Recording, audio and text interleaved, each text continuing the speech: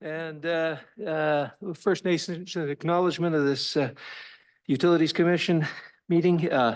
We acknowledge we connect with many First Nations and we're today located on the Tecumseh-Secwepemc territory. And we appreciate the partnership we have with Tecumseh-Secwepemc and recently had a meeting where we're building relations with those with the band and the Secwepemc people. Are there any additions or deletions from the agenda? None? All right.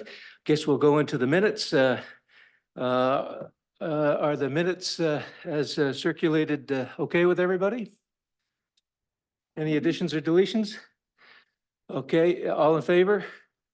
Opposed? Carried. Do we have any delegations today? None? All right, and we have a fairly intensive report.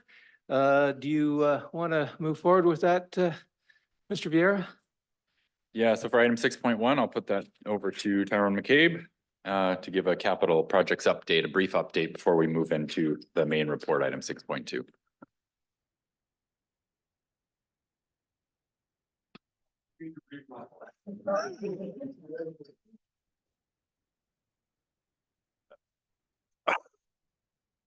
No response for that one? Okay. All right. Thank you. I just want to give you guys a quick verbal update on capital projects. So two right now. First of all, I'll start with Blue River and the generator, and it is fully up and operational. So thanks to Trans Mountain and donation through them that made this possible. We now have permanent backup power for the Blue River water system. The second update is on the Black Pines community water system, and we are starting to commission that system today.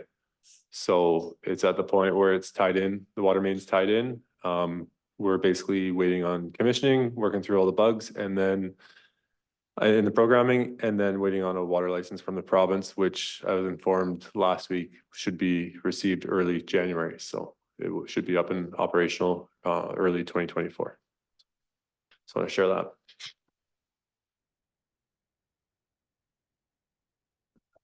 So that's all for item 6.1. The 6.2 is the next agenda.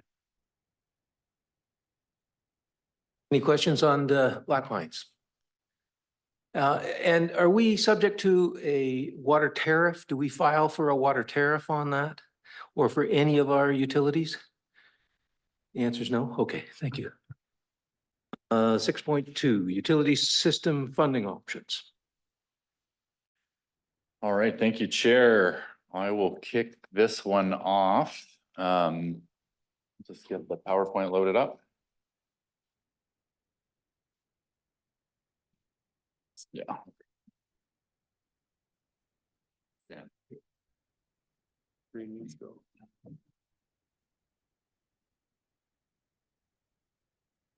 All right, so I know that was a lot to digest, the report that we sent out. So the intent from the next, well, however long it takes us, 2 to 3 hours, I suppose, to work through that report. And we're going to go through specific discussion on each system and each of the recommendations or the considerations. But before we jump into that, I just want to provide a little bit of background and context. So setting the stage. Our utility systems, this Tyrone reminded me, this is our 4th utility systems committee meeting of the year. I think that's a record. Usually we're only 2 meetings, sometimes 3. So now we're going on 4 for this year. So I know you're now well versed in this, but funding for utility systems, we only have 3 options. So the grants, property taxes, which we collect through parcel tax, or user fees. So to very speak about grants, as you know, when we've discussed before, these are provincial or federal level funding, or often a combination of those. We are always on the lookout for those, and we are preparing for those by having shelf-ready projects. And actually, sometimes we receive grants to do studies to create a shelf-ready project, and we've been successful in those and continue to apply for those and receive those. The board and this committee's involvement in the kind of the grant side of funding is to both prioritize and support those grant applications. But a reminder, a point of clarity, that there are no grants that exist that are ongoing operational funding. So therefore capital funding only. So the second funding source is through property taxes. So with utilities, we set those up as parcel taxes. Now, the way the parcel taxes are approved are not through the bylaw, which we'll be talking about in a second. The bylaw sets user fees. The parcel taxes are set through our TNRD, the regional district budgeting process. So we incorporate those into the 5-year financial plan. Upon approval of that plan is what sets the taxation. The parcel tax applies to all parcels within the service area, regardless of whether or not they're physically connected to the system and or whether or not they use the system. Now, even though we set those parcel taxes through the budget, we're restricted based on the service establishment bylaw and what the maximum amount that we can requisition is. So the current parcel tax model that we've been utilizing has been in place since 2016. And that was instituted as a mechanism to provide base funding to these systems. We did not have, for most of the systems, we did not have base funding parcel tax. We only used parcel tax to fund capital, but 2016 was a shift in that. A bit of background, in 2016, when we implemented that, we went around to every single community water system or wastewater system where it didn't have a parcel tax before and had a community meeting specifically to talk about the implementation of this being really a significant change into how we were doing business prior to that. And as I mentioned, we also use parcel taxes. Even though it's the same tax on your tax roll, it's calculated as a separate piece. We have the base funding under a parcel tax, plus we have any amount for borrowing. So I think we have about 4 systems that currently are servicing debt. I use Black Pines as an example here because they're actually just approved the borrowing and in 2020, I believe it was. And now that the project is finishing, they will actually see that borrowing of parcel tax going on their taxation in 2025. So user fees is the third one. Now those user fees are set through bylaw. So our current bylaw 2507 has been amended multiple times. The most recent amendment was in 2021. And that was a significant amendment that introduced our water meter rates. So prior to that, the bylaw only had flat rate billing. This amendment allowed us to bill based on those water meter rates, and it talked about the mock billing period. And it purposefully was designed to only have the water meter rates in place for the 2 years to force, to put it bluntly, to force us as staff and this committee and the board to revisit those rates, because the water meter rates were a new, I shouldn't say a new concept, but they were recently calculated. So, and what we promised to communities is that we're going to implement these rates. The intent is to acquire the same total amount roughly of funding, so that the overall the system was collecting a similar amount of money, but the idea was the people who use more pay more, the people who use less pay less. So that bylaw expires at the end of 2023, so which is the reason for us calling this 4th committee meeting of the year to look at these recommendations.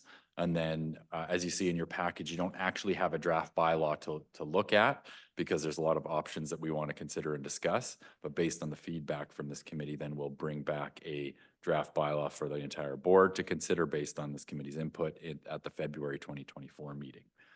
We want to have it adopted by that point. So any of these changes, the goal is to have it adopted at that meeting. And the goal is then any changes can be incorporated into the final budget before it's adopted by the board in March.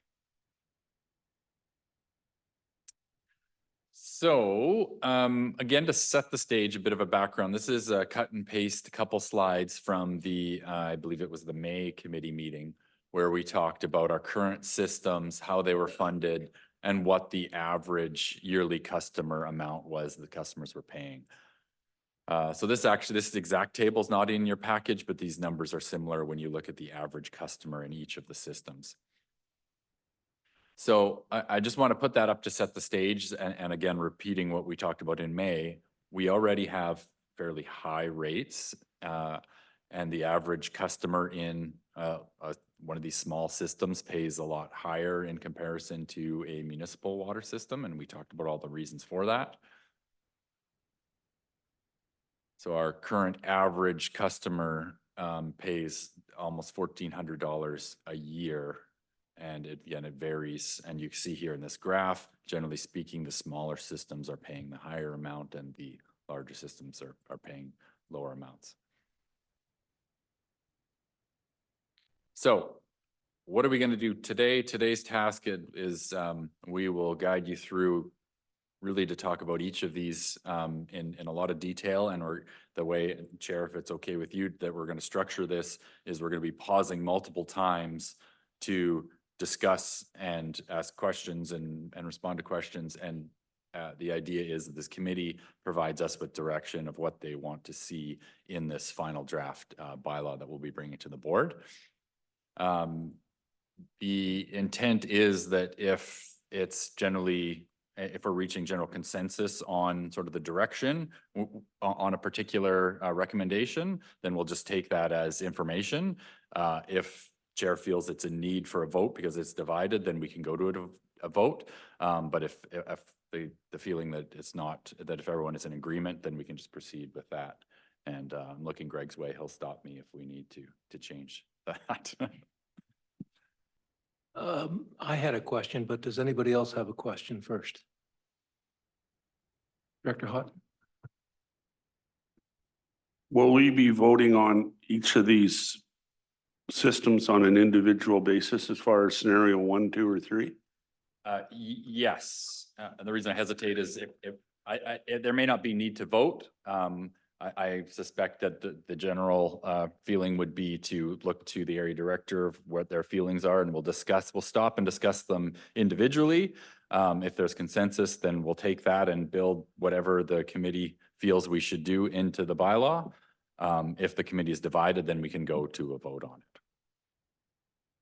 Director Onslow? I'm just not quite clear on that. So if we make a vote, does every single water, not even a vote, if we make a decision, does every water system follow that source No. of funding, or they're individual with?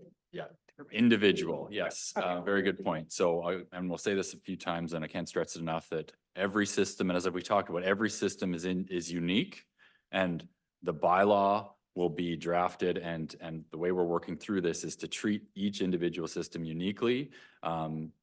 There's unique, features in terms of the, infrastructure that's there, but I recognize there's uniqueness in terms of the demographics in these communities.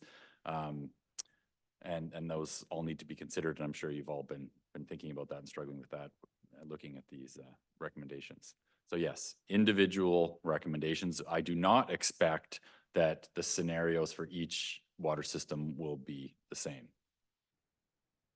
Mr. Vieira, I was just trying to get my head around the user fees.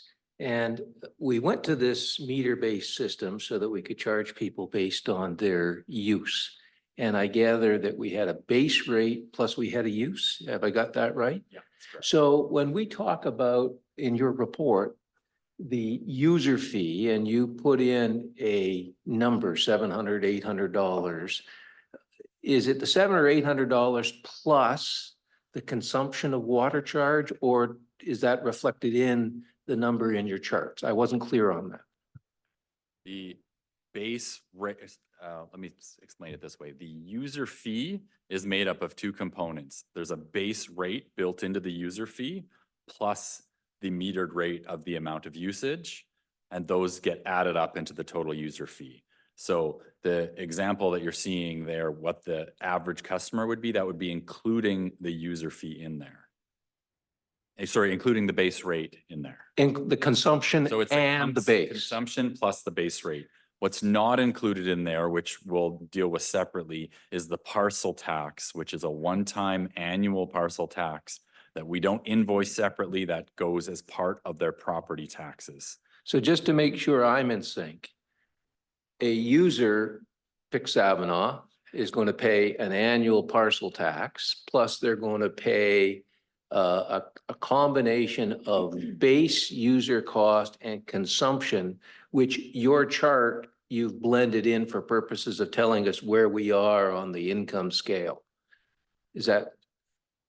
Is there anything there? Want to jump in, Tyrone?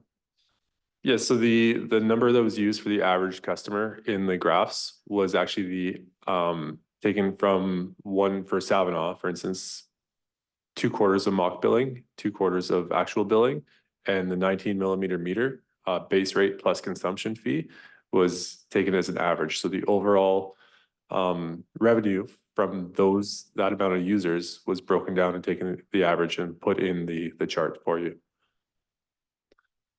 So Brown's low. maybe I could say that a different way. The fee that you're looking at, the total annual average customer in the scenarios, and we're gonna go through each of those tables. Think of that as what it says on their quarterly bill when you add up those 4 quarters. So the only thing that's not part of that is the parcel tax, which they don't see on their quarterly bill. That's clear now, but I'll just clarify that. TNRD average $1,380 a year plus the 175 parcel fee. Correct. Okay, thank you. Who's off? Thank you, Chair. Regarding parcel taxes, so I'm just also trying to understand a bit more. I understand user fees, that's calculated based on we're gonna break even with the operating expenses.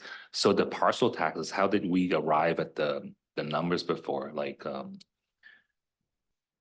Good question. So I don't know exactly how they came up with those exact amounts. The idea was that they kind of set a scale. This was back in 2016. It was this 185 up to a $250 per year parcel tax. And that was presented as sort of options to the community during those community meetings in 2016. But the idea was that it would contribute to the overall operating base funds of operation, and that all parcels would contribute to it.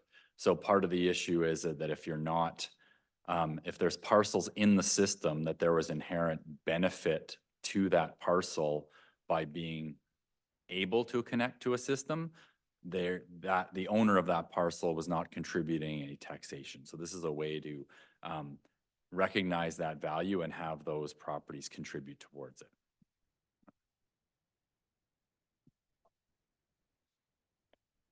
Follow up to that. Are we open in this meeting to come up with new ideas of how to base that parcel tax on, or is that what we will also discuss? Yeah, when we get to the Okay, parcel perfect. tax section, we can speak to that. We can explain sort of where we went with it, and then it'll be open for options and discussion. Mr. Smith?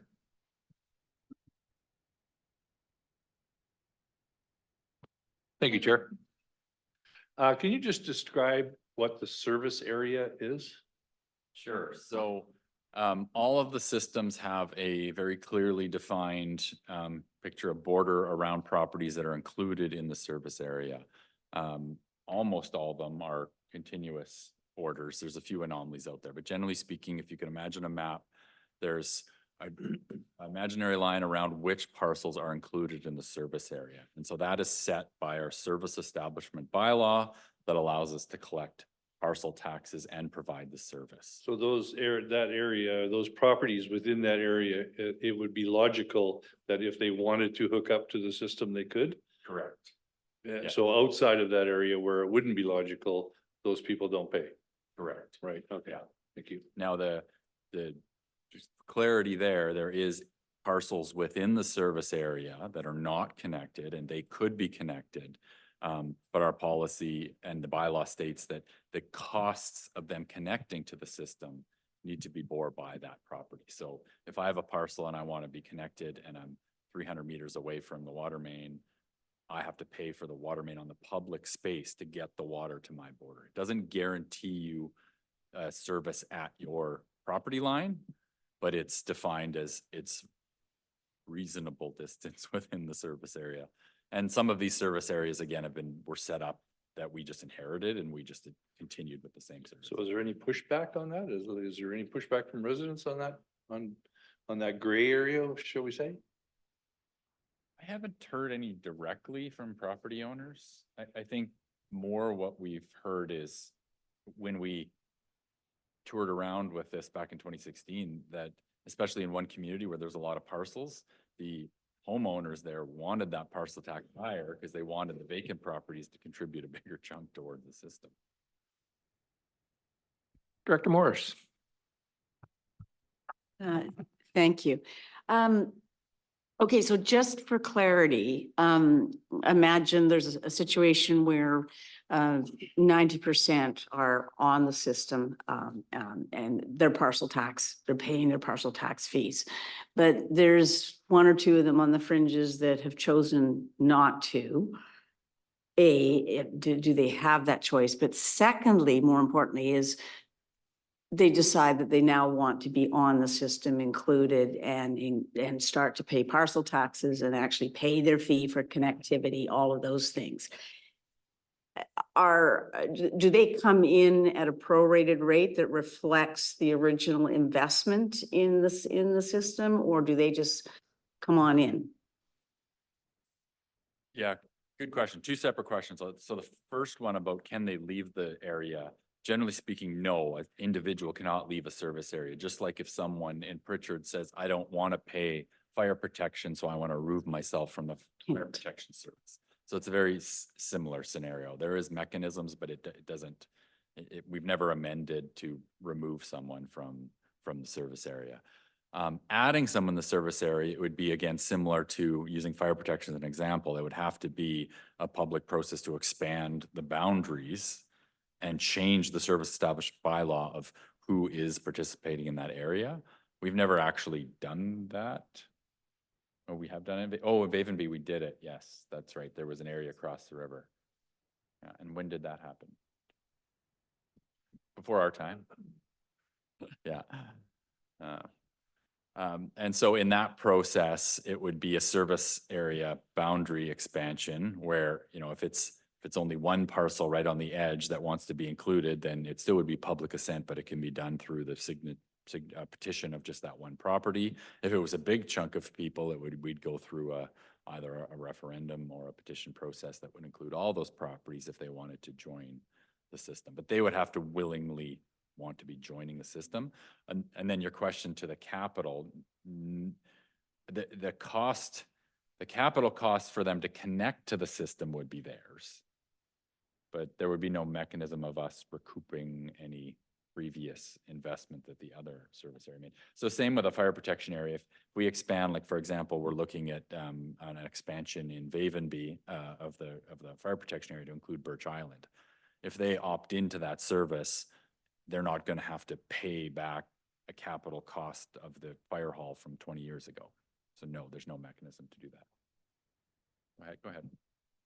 One thing to add about that, if the service area is expanded, we would have to review if we have the capacity to provide the service to that expanded area. And then that expanded area would be responsible for any additional cost to increase the amount of flow or whatever else required that's identified. So that is in our, I believe it's in our regulatory management bylaw.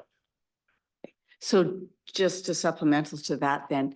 So the burden, pardon the word, of a fringe area wanting to come in, the burden is simply their cost of connecting, correct? And no retroactive in terms of where the core infrastructure came into play. They simply, you go to an assent vote again, because you're expanding at that point. And then if that assent vote passes, then they are brought into the system, and the capital costs for that connection then just go reflecting into their parcel tax, correct? Correct. Okay, thank you. Dr. Sao. Thank you, Chair. Is there any plans or power tools at TNRD disposal to increase density of users in the existing service area so that, you know, we can increase cost sharing and kind of like, I don't know, just promotion of some more subdivision or whatnot? Like, do we have any policy or strategy? Yeah, I mean, I guess I could just speak to that generally. I mean, each system would be very different of what the zoning is in those areas and what, the OCP would say if it's covered by an OCP. and whether or not it'd be realistic to expect more homes to be built or developed in that area. You want to chime in on that one, Scott? Thank you. Through the chair, unlike municipalities, we're not a developer, where municipalities are like Merritt, for example, or Clearwater, where one of their biggest mandates is to go and grow their base and create subdivisions within their core.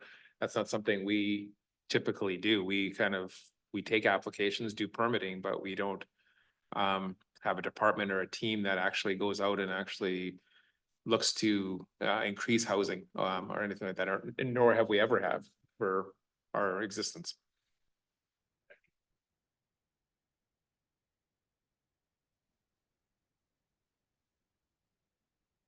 Okay, carry on. So, and I think I alluded to this in the follow-up email I sent to this committee. You know, I'm sure it already is, but just a reminder, it's been in the back of my mind and well, actually the front of my mind and Tyrone's as we were going through this, is we've presented these scenarios, and I know you've seen the scenarios are from system to system are wildly different, and in all systems, there are significant cost impacts. So the question of how much is too much, I think we can't ignore that question. You know, I don't have an answer to that. We don't have that set in policy. But there comes a point, you know, I think we have to acknowledge through this discussion is we have on one hand, and the reason I'm saying this is we're going to be talking, and we have been talking about all these infrastructure deficits and challenges with funding these systems. So even though we have that challenge operationally we're trying to do, at the same time, we fully understand there's got to be a ceiling to how much we can expect people to pay for water. And, you know, you showed in that other slide that it's already at that average of $1,300 per year. So just want to put that up front that we're thinking about that and know you guys are as well. So process-wise, what I'm going to do here is before we get into the parcel tax and user fee discussion, which will be, you know, a lot of detail, I was hoping that we can first address some of these specific recommended bylaw changes and get input from the committee on that. And then we'll switch gears and go into system by system, the parcel tax and user fee discussion, if that's good with you, Chair. Sure. Okay. So bylaw changes. So there's two kind of components that are in the report. The first one is around this early payment discount. So presently, the way it's structured in the bylaw and operationally the way we operate it is there's a 10% discount based on early payment. And this was set up because it was originally based on our fixed rate billing. So the way it used to work is our bill, you would be billed for water usage at the start of the quarter that you were using the water. So the example here, you received the Q1 bill on January 1st for the water that hypothetically you were using January, February, and March. Now, this was before metered rate, so it was a flat rate anyway. But it was justified that if you paid your January 1st bill before the end of January, that you were actually paying us that money for water that you hadn't used yet. And so that was the justification of offering this discount, because you're essentially paying us the money ahead of owing it. So now that we've moved to metered rate billing, this past year, we've flipped our billing cycle to then now be billing after the water has been used. So a customer now, when you look at the second graph, January, February, and March, then we do the meter read and the bill comes out sometime in April for the water that they used. So really there's no justification of having that early payment discount anymore. So we're recommending that we remove that. You know, I will admit, I know it'll be a bit of a ripping off the Band-Aid idea because our customers have been used to that early payment discount that has been in place for many, many years. But it's a number of things. It's a budgeting challenge because we're budgeting for our revenue, then minusing off 10% or trying to guess how many people are gonna pay early. And then based on this change, there's really no justification of having an early paying discount. So to be practical, we should set the rates at what they are, and that's what it costs, instead of working backwards and trying to give a discount based on elevated rates. So based on past, how many people pay early, we're projecting this would be a bump of about 6% revenue from our current rates if we do nothing else. Just what percentage roughly would be paying early? Yeah, so about, do we have that number? Can you calculate? Yeah, yeah, it'd be about 60% based on this number. Yeah. Yeah, I didn't calculate as a percentage, but we just ran it based on what was happening. So about 60% had been paying early for that discount. So related to this, before we pause and get further input from the committee, we also want, again, as good practice, which we don't have in the billing cycle, essentially that discount also kind of worked as a penalty. So if we're removing that discount, then we should have a system in place that if you're late, there should be a penalty associated with it. Right now, we have two options. If you're late or have not paid your bill, we can shut off your water or we can transfer it to taxes. Both of those are a pretty extreme step. Transferring it to taxes is a lot of work. And actually, we have a limited window to actually do that at the beginning of each year. So to kind of cut down on that work, instead, we recommend just instituting a late payment penalty that if it's not paid by the due date, then there's a 12% per annum fee that gets added on, calculated monthly based on how late it was paid. So this is not intended to increase revenue. It's just intended to ensure we have timely payments. From our budgeting point of view, I mean, we budget and the board approves our annual budget. So I guess this kind of goes back to the other point, receiving a payment early as in, 10 days from receipt, giving someone a bill to 30 days is no real benefit to how we operate as a local government. So again, it's different from a business in that point where there's a kind of a cash flow benefit of having that. So I'll pause there and put this to committee to the input. So what we're recommending is approval to incorporate into the new bylaw these two changes: removal of the early payment discount and an implementation of a late fee penalty. And I just would like some clarity on the billing. We bill quarterly, I think it is. Yeah. And so this 12% per annum billed monthly, is that going to be a big issue or a big burden on our accounting system? I don't know how many people pay late already, but it seems to me there's going to be some calculations and impacts on billing if we're billing quarterly and charging a penalty for late. Yeah, we're already billing quarterly, but yeah, that late billing calculation would have to be built into the software system. I just had a very brief discussion with our finance manager and spoke about this, that's something they'd have to incorporate. So I don't know the specific how we're going to do it, but she said we can make Doable. It's doable, yeah. And it's doable, and it's preferred than having to wait till the end of the year and then transfer it to taxes.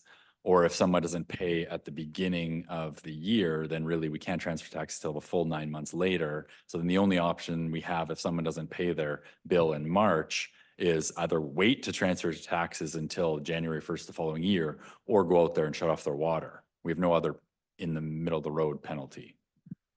So, yeah, go ahead. So the system itself is actually a system that's used by municipalities that do utility billing, which are generally set up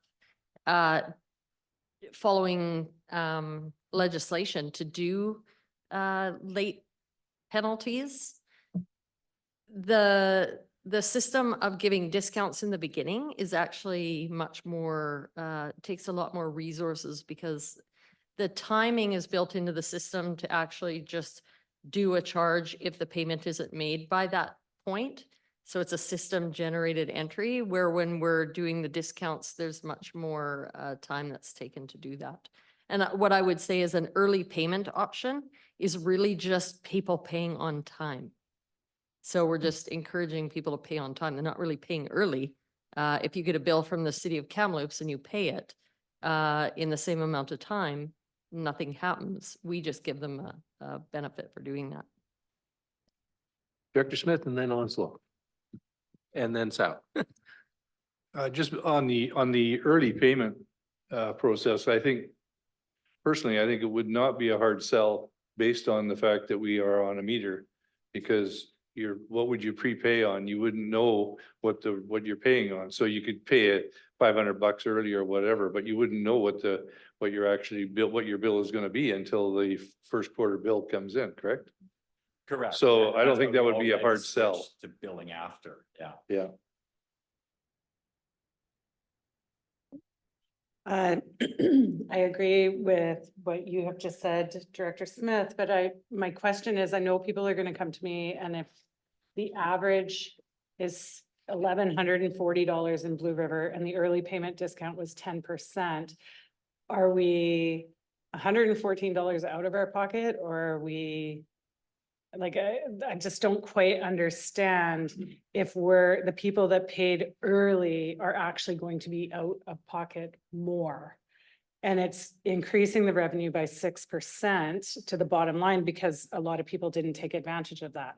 But there's a lot, 60% of the people that were taking advantage of that. So how does that look?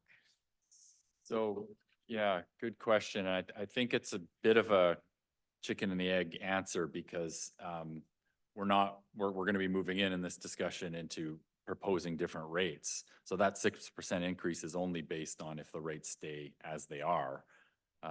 So we're proposing increases of rates in all systems, as well as removing that early payment discount. So the way we've calculated the impact was that big. Go ahead, Tyrone. You could speak to it. Yeah, so in our budget for our revenue, we have a line for user fees. And then we also have a line for the discount. And so what we've done with removing we've just removed that line of the discount, which actually would increase our revenue. So then we base everything, all these numbers have been based on overall revenue for each system versus individuals. So it would just have that impact there. Director Sal. Thank you, Chair. How often can we update bylaws? And the reason I ask is if we can rip the Band-Aid off, like one Band-Aid at a time. Just the concern is we're, going to a residence and saying we're removing this, benefit that you had at the early payment, 10%, and at the same time imposing a penalty. It sounds really kind of, we're already kind of getting some feedback that, we're not too considerative of people's inflation, cost of living, et cetera. So I wonder if we can just update the bylaw and then, just for the removal of the early payment and then 6 months, a year, since you noted that the penalty part of it doesn't really add any revenue, so it's not as urgent. I wonder if that's possible. Anything's possible, yeah. So does this specific answer your question about how often can we update the bylaws? I mean, there's no restriction on that. It's staff time to create an amendment and update the bylaw. But if, going on that example, if this committee wanted to recommend that we, revisit the bylaw in a year's time to introduce that, then that could be an amendment we could introduce in a year's time, but I'll put it back to the chair and the committee to discuss that. Maybe we can circle back to that, Director Sal, when we contemplate everything together. Director Thorpe. I would be in favor of removing the discount because before we were actually collecting money before they had used the water. Now we're actually not doing that anymore. So it's not like we're getting the money beforehand so that we could, if you were looking at it from an investment point of view, that you could potentially invest said money. So there isn't, it kind of balances out. I like your concept. It's interesting. That I hadn't thought of that when you were talking about that. I was going, oh, do you mean like we would just give them a 5% discount this year and then nothing next year? But yeah, that's not a bad idea. It would soften the blow. Yeah. Thank you. And I guess to add to that, another concept that we in theory could be done is that built into a single bylaw could be the gradual imposition into different things like when different conditions come into effect could be built into the bylaw. So, Mr. Vieira, do you want to sort of get a consensus on the early billing discount removal? Would you like that? Yeah, if the committee chair is prepared to give us that direction input now, we'll take it now. If you want this to be all at the end and go through them point by point, we can do it that way. Well, why don't we just ask the question, is there anybody that has a different view where we should maintain the early billing discount? Okay, so I think that we're on side for that. That next one. So then the late payment penalty, do you want to address that one now as well? Sure. So we've had the discussion from Director Sao. If I understand it correctly, the 12% is just to make sure that people pay and don't lag on for a month or two or three. And where's that 12% relative to, say, your BC Hydro bill or any other sort of regular utility bill? Are we above, below the norm? Yeah, I suppose it's recommendation from the finance department, so I'm, I don't know if you. Okay. Yeah, I know your credit card's about 25%. Yeah. Director Thorpe. Could we make the recommendation that we eliminate the 10% prepayment benefit and that the 12% per annum penalty be phased in 2025? Make that recommendation and. So the idea is that we, for 2024, and if anybody is late, they're not going to be charged a penalty. But beginning in 2025, a penalty for late payment would occur. Is that correct? Not quite. So what that would mean that the current penalties, which are that it gets transferred to the taxation for the following year, or that we cut off their water, would still be in effect. But moving forward into 2025, we do the 12% per annum penalty. Because we have to have some kind of deterrent from not paying. If they thought that they didn't pay and it wasn't going to go on their taxes and that we weren't going to cut off their water, I think we'd have a lot of people not paying until 2025. So I'm a bit confused, and maybe you can help me with this. It's a quarterly bill. So if a person hasn't paid in the first quarter of 2024, they would be delinquent under the scenario here. They would be charged 12% per annum, calculated monthly on that quarterly. If they then didn't pay the second one, third one, fourth one, then they'd certainly be 4 quarters in arrears. But the intent, I think, of this 12% is that that person pay the quarter, not just carry on. So I'm not quite clear about what your proposal is. Okay, I think I've got this. So I think what Mr. Verrera was saying is that currently unpaid bills get transferred to tax the following year. And or we cut off their water, right? So if we leave that as is for 2024, but then in 2025, we start this 12% per annum penalty. So I guess the question is, if you haven't paid your fourth quarter bill in 2024, we don't,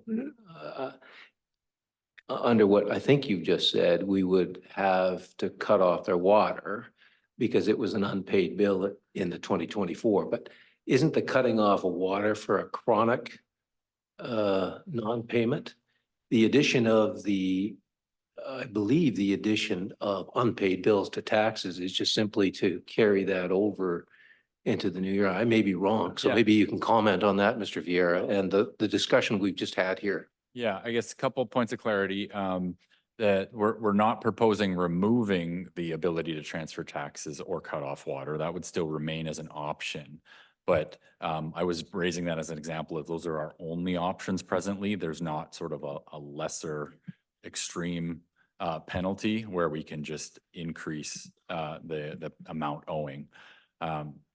So just that's one point of clarity. And I think what I understand from Director Thorpe is that we maintain status quo in terms of not even incurring a late billing for 2024 cycle.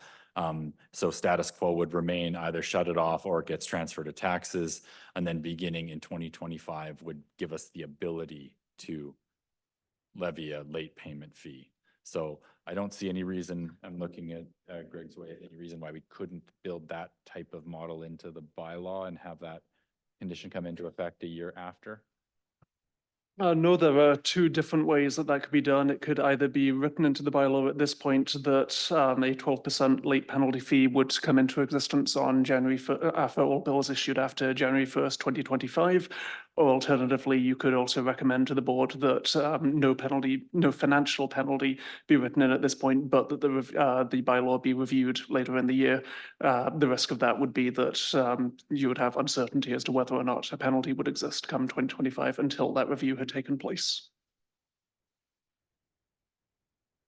Anybody? Option one.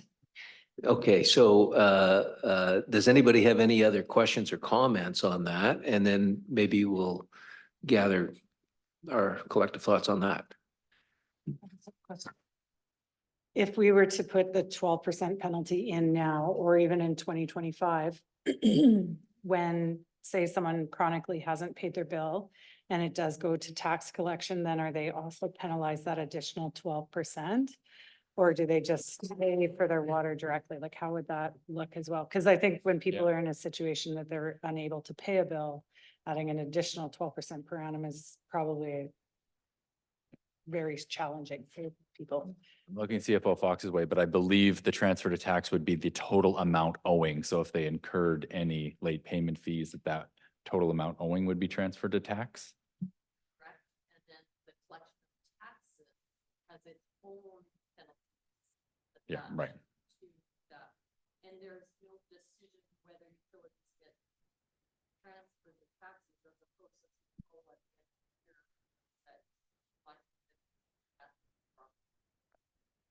And I just wonder if you could tell us, what is the process for shutting off somebody's water? Is it 2 non-payments, 3 non-payments? Do we have a policy on when we shut water off? Can you speak to that, Tara?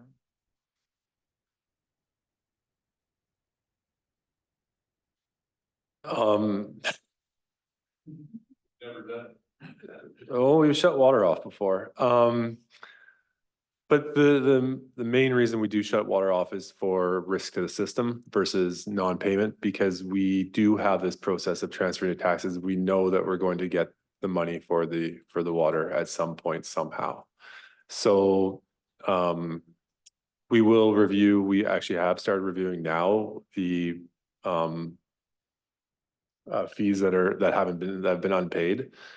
And we are reaching out to those owners individually to find out what the issue is. And then we have prepared notices to disconnect or shut off the water. But we are giving them an opportunity first. It's not like, hey, this guy hasn't paid for 35 days, send the guy out, turn the water off. There's a notification process, allow them to rectify it before we turn it off, because I don't like turning water off for someone if we don't have to, So in the It has context, not been a common practice. so in the context of Director Thorpe's idea, it's not about shutting water off. It's really about those bills going onto the tax bill. All right. So I guess, do directors have a view? We've got Director Thorpe and Director Sal's idea about deferring the implementation of a 12% penalty till 2025. Is that, have I stated that correctly? So does anybody have any difficulty with deferring the penalty portion until 2025? Okay, so I think that's some feedback. Excellent. So moving on to the next one around the base rate charge. So, and back to the chair's original question to clarify, we have a user fee that's in our bylaw made up of 2 components, a base rate quarterly charge plus the charge for the amount of water used. Those two things together make up the annual or the user fee that's on the quarterly invoice. So currently, residents can avoid paying any user fee, so the base rate included and the usage rate by turning their water off. So a water turn off is in our bylaws set to get your water turned off. It costs you $50. To get your water turned back on, it costs you $50. So if you're a seasonal resident, if you're leaving for 3-4 months, you would pay that fee. It would cost you $100, but then you would, depending on the system, but for example, most of them are around $180 base rate. You would avoid that $180 per month. Per quarter charge. So you might save $180 by spending $100 to shut off your water. So what we're recommending is, again, to kind of simplify the process, is eliminating that option where as long as you are connected to the system and an active customer in our system, that the base rate charge continues regardless of whether your water is turned off or on. So a seasonal resident would continue to pay that, would still continue to receive a quarterly invoice for that base rate charge. Their usage should be zero if the water's off, but that base rate charge they would still incur. Now, coupled with that, we're proposing though that there be no fee attached to turning off or on your water, because we still want to provide incentive or encouragement for seasonal residents to turn off their water. Actually, in our operations bylaw, it requires that they turn off their water if they're gone during winter months. So a way to encourage that, we'll say instead of charging you $50, we'll do it for free. You still get a bill, but we'll turn it off for free. We'll turn it back on for free. And we'll do that once per year. Director Smith. Is that something that the homeowner can do, or is that something that we do? Like in a remote area? I mean, are you gonna send the guy out to Loon Lake, for instance, to turn the water on? Yes, so our bylaw specifically states that only TNRD employees are authorized to, or contractors, or you have to be authorized by the TNRD to operate that curb stop, because that curb stop is property of the TNRD. However, there are a lot of these seasonal properties that do have their own curb stop on the private side, where it comes into the dwelling, that will turn that off as well. So often what happens with this water on off is they don't notify us. And we've actually found a few cases recently in the surrounding areas where people weren't aware that they could call us to have it turned off and cease paying that fee. So they've been doing what we're actually proposing already. So the whole intent is with the on off was to have people turn off their service during months that they could freeze up, so that doesn't put the system at risk. With our new water meters, we can now capture those leaks if they do leave it on. And then it's also the complexity of tracking the on offs. So we might get a phone call. Our bylaw requires it in writing. A lot of the people, we have some customers that won't or cannot email us or provide a request in writing to turn these off. And then we've also found that we get in the middle of a landlord-tenant dispute where we're turning the water service off at the request of a landlord because their tenant isn't paying the rent. And so we go turn the water off, and then we get a call from the person occupying the property saying, "Why is my water turned off?"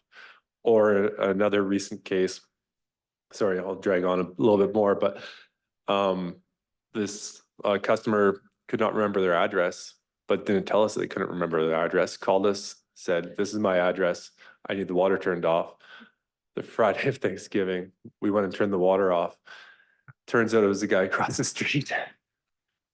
So, those are the kind of things that we want to avoid, which make us look like we don't know what we're doing when we are trying our best to follow our own bylaws and policies and procedures. So that's one of the big things for this, as well as the impact it has on our finance department and trying to track between our supervisor, myself, and our staff and the finance department, who's turned what on and off when, and how do we prorate these bills and whatnot and do that. So So officially on, off is only TNRD. Yes.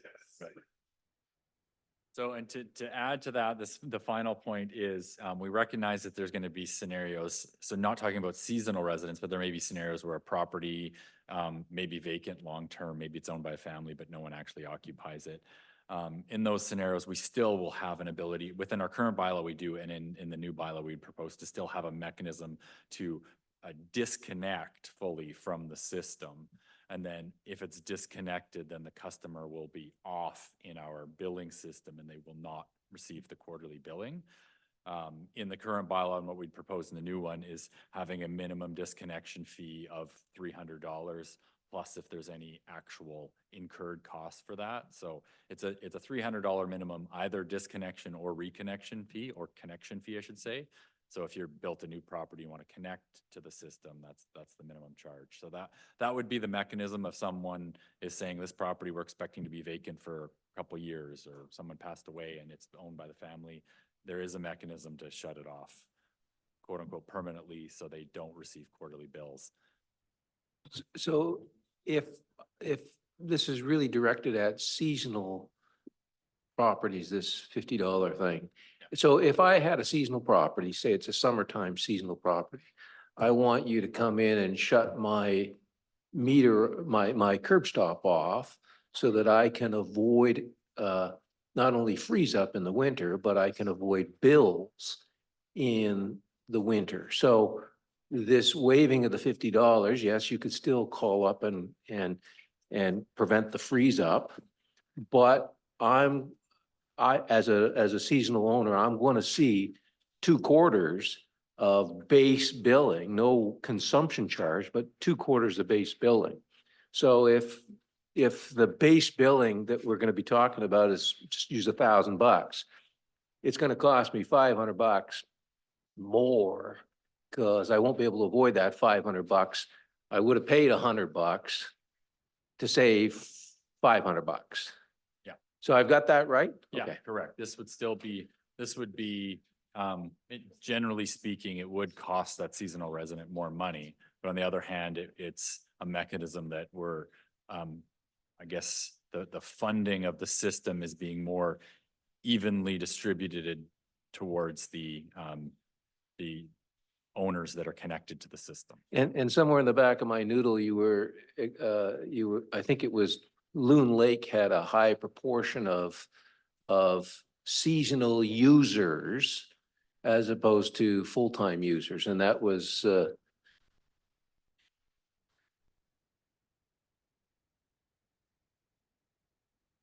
My question would be, how many people does this actually affect, the seasonal billing? Over to Tyrone. Mr. McCabe's got that. I don't have that answer right in front of me, but I will try to recall to my best what it was. I know in Del Oro, for instance, it will impact 1 customer out of 42. I believe, so Loon Lake is an exception because the current rate is set up that when your water is turned off, you still pay 50% of the base, and they're still on a flat rate. So there is no cutoff, zero, no quarterly billing for Loon Lake because of the seasonal nature there. Blue River and Savinaw have the most users that will be affected, but I don't believe it's more than 12 per each system, with, you know, Savinaw having close to 300 connections and Blue River about 130. So. Director Sal. Thank you, Chair. Regarding parcel taxes, so base rate is, so even under existing bylaw, when you say they stop paying the base rate, they're still paying the parcel tax contributing. I wonder, yeah, this would be a kind of a big wrench. I wonder what if we do away with like base rate, because it sounds like a misnomer when you're still paying a parcel tax regardless. That seems to be more like a base rate. And we incorporate the base rate into the parcel tax and just purely do the meter. Is that feasible or? Yeah, we didn't contemplate that. I think I understand what you're proposing. The The challenge with that, I think, would be around the service establishment point of view, because the amount we would have to increase the parcel tax would be significant. So, for example, we're proposing a parcel tax of $250 a year. The base rate is already $200 per quarter, then we have to increase the parcel tax by $800. And we would have to review, and we have done a review, and I don't have it right in front of me, but we would be probably exceeding the service establishment bylaw, exceeding the amount we're allowed to charge for a parcel tax. So we're instead proposing to leave it similar structure of our current bylaw, having a base rate plus a usage, plus a metered rate that combines to make the user fee.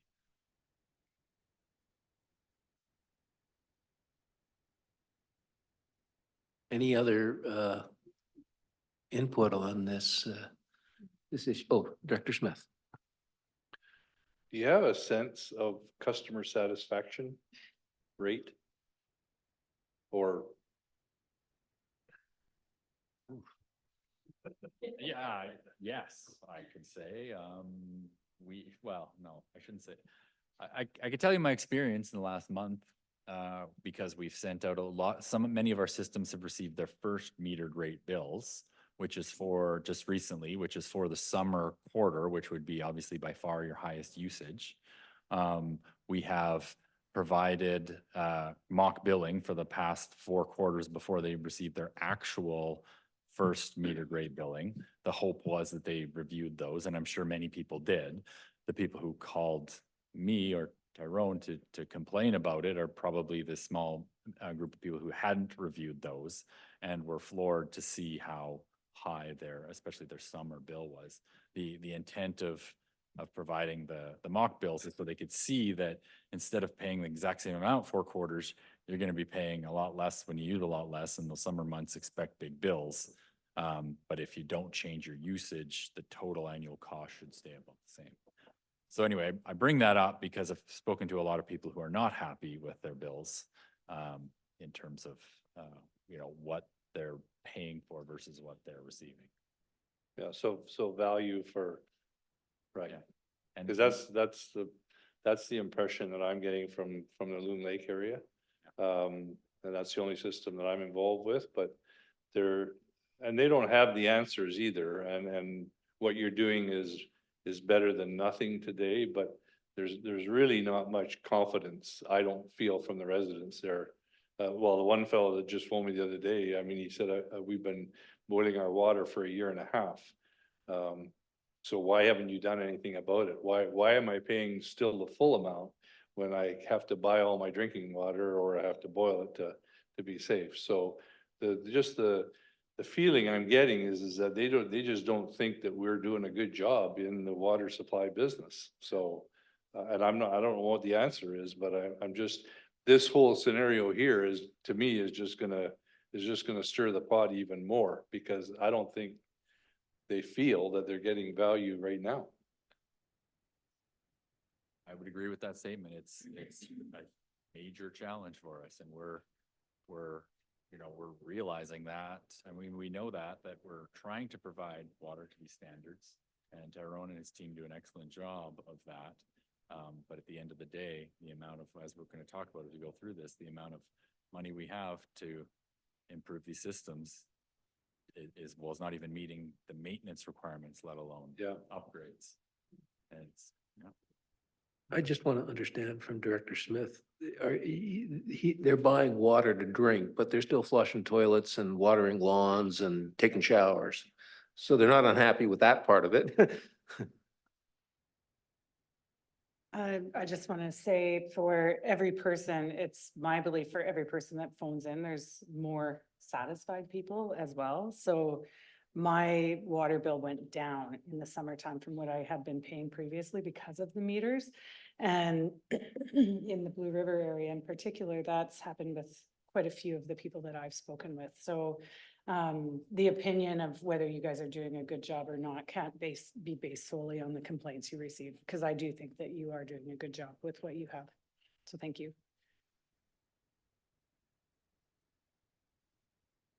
Mr. Vieira, what are you So looking for? if there's a consensus on this, piece. Do we make this change where we waive the on-off fees, but continue to charge the base rate every quarter? We would plan to incorporate that into the new bylaw if there's consensus here. Yes, Director Haywood. Button. I would make that motion because I think that's a good motion to make. Unless the Okay. chair feels there's a need to vote on it. Is there anybody opposed to that? Okay, that's your direction. All right, so that was the easy part. So I'm going to turn it over to Mr. McCabe to go through a little more detail of where these numbers in the report came from, looking at these different scenarios. And then we'll work through them one by one. And at some point, Chair, feel free to call a break because I'm sure we have a lot to go through still. Break now? Anybody? Okay, let's keep going and then we'll break. Is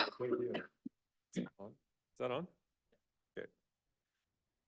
All right, so let's talk about the fun stuff, the funding requirements. So in the report presented 3 scenarios for each system. These scenarios, and I was very careful to call them scenarios, not recommendations, because I wanted to present how different rates would impact our systems and how you can determine what the different rates should be. So first one was inflation based. Second scenario was based on a reserve account target. And the third scenario was the infrastructure deficit, which I will get into here the next bit.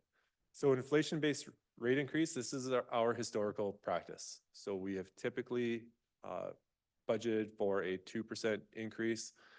And what I've done with the scenario 1 here is basically looked at a 4% increase based on inflation and all the changes we've had in the recent years. And there's more detail in the report why the 4%. There was another regional district did a similar thing, and they picked, I believe, 7% for year 1 and then 2% at the end by the 5th year. So I just looked at these scenarios to make them simple, of a straight rate for 5 years. So 4% based on inflation, and just increase the expenses by 4% and corresponding revenue. The risk factors associated with this scenario is that we continue not to contribute to our reserve accounts. That means that we have $0 or very minimal amount of money available to deal and flexibility to deal with unforeseen events and emergency repairs. Another risk factor is failure of the system overall. So these are aging systems, and without any reserve funds, there's no way to fund the repair or replacement, with the exception of grants.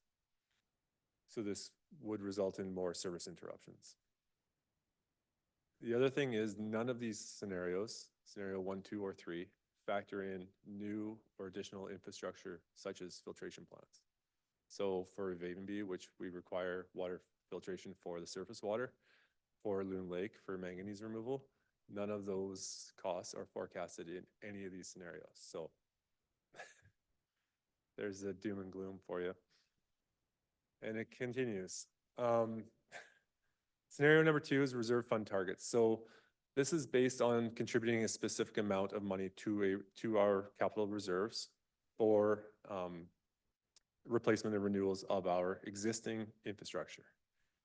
And so this will allow us to fund emergency repairs, and we can also leverage these capital reserve funds for grants for future replacement and renewal. So for the systems, we targeted between 5 to 10% of the actual or forecasted replacement cost or value of the system.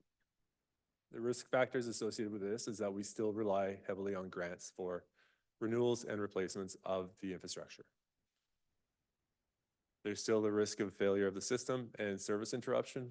However, these are more the red-green, the duct tape versus the Band-Aid. So we have a little bit higher confidence in being able to maintain the existing service with this reserve fund target.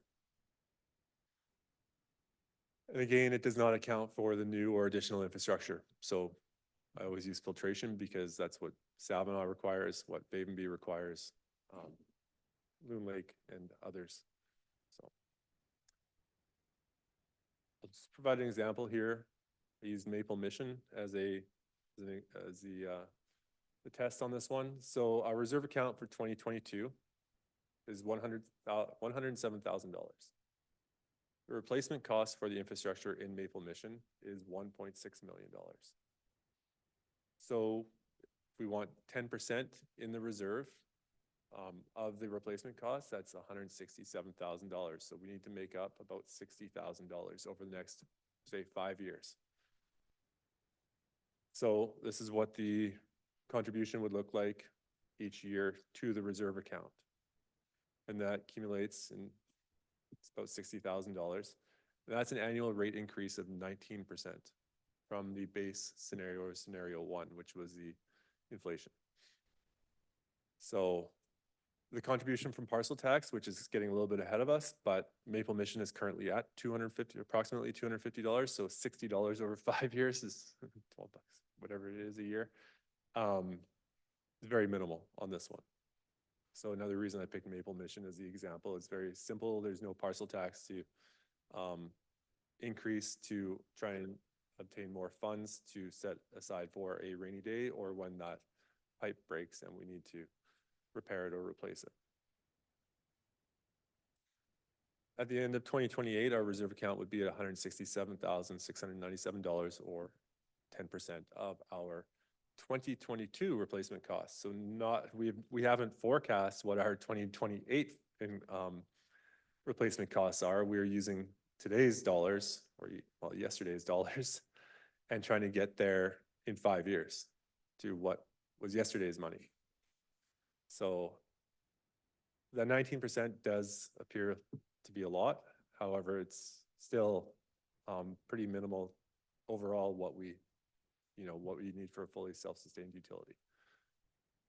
So moving on to scenario 3, which as most of you have gone through the report, it's even more drastic. So this is the infrastructure deficit, and a few of us went through a little workshop that the BC WWA, BC Water and Wastewater Association provided on an infrastructure deficit. Now they did this work based on municipalities and not regional districts. However, we took it and applied it to the regional district infrastructure. In that anyways, there's a whole bunch of different things and we'll get into the next slide, but risk factors with this are that we would still rely on 50% on senior level government grants for the infrastructure replacement and renewal.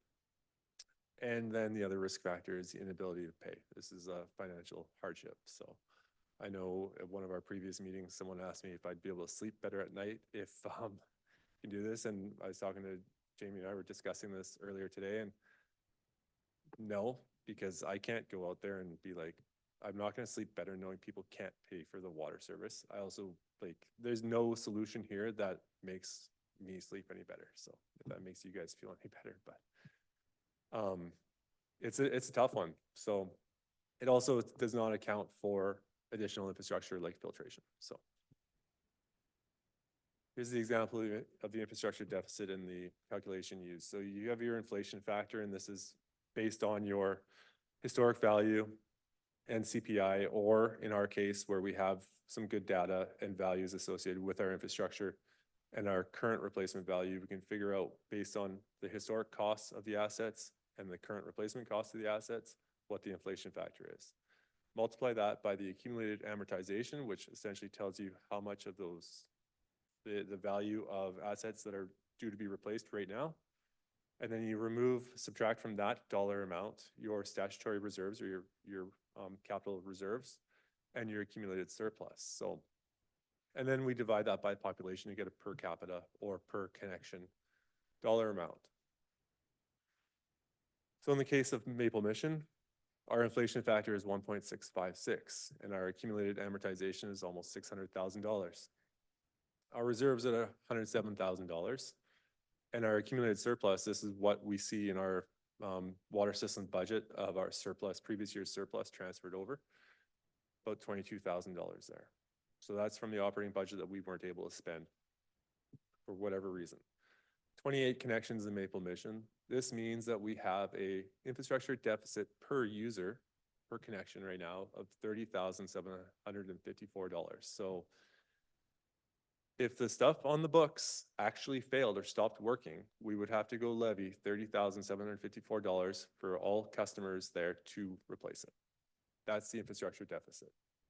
And that differs from scenario 2, and that scenario 2 is looking at our total replacement value and saying, let's pick 10% and put that aside. This is saying, right now, if we had to replace what's at the end of its useful life, how much money would we need right now? So for that community of Maple Mission, that adds up to $861,000. So this factors in the inflation today. So if we assume 50% of this deficit is going to be grant funded, and I did this work over 10 years to come up with these numbers, otherwise these percentages would be much higher. We would need a 43% increase per year for 5 years. So that would contribute an additional $215,000 of that 430 that we need into the reserve account. So we just have to remember that the reserve account's already, the 107 in the reserve account right now is already factored into the infrastructure deficit. So it's already being used in the infrastructure deficit. So it doesn't really matter what you have in reserve right now. It just reduces your deficit number if you have more in reserve or not. So all of these scenarios are based on these, or all of these tables that are in your report are based on these 3 scenarios. Excuse me.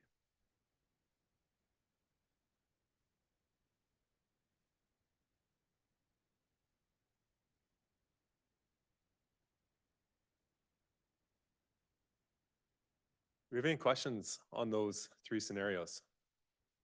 I have a question. The amortization rate. I know there was discussion that some infrastructure in the ground can last 80 years.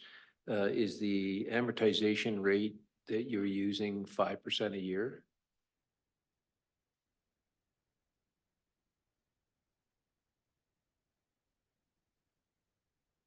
We're just wondering what the amortization rate is for utilities, because we know that physically some of the asset can survive much longer than, if it's 5%, then you're going to be amortizing the whole thing over 20 years, but we know it's going to last 80 years or some greater amount than 20.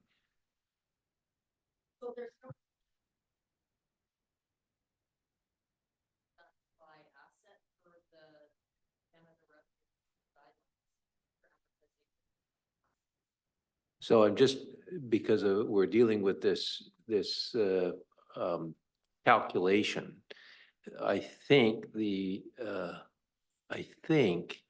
amortization rate for something like this is in the 5% range.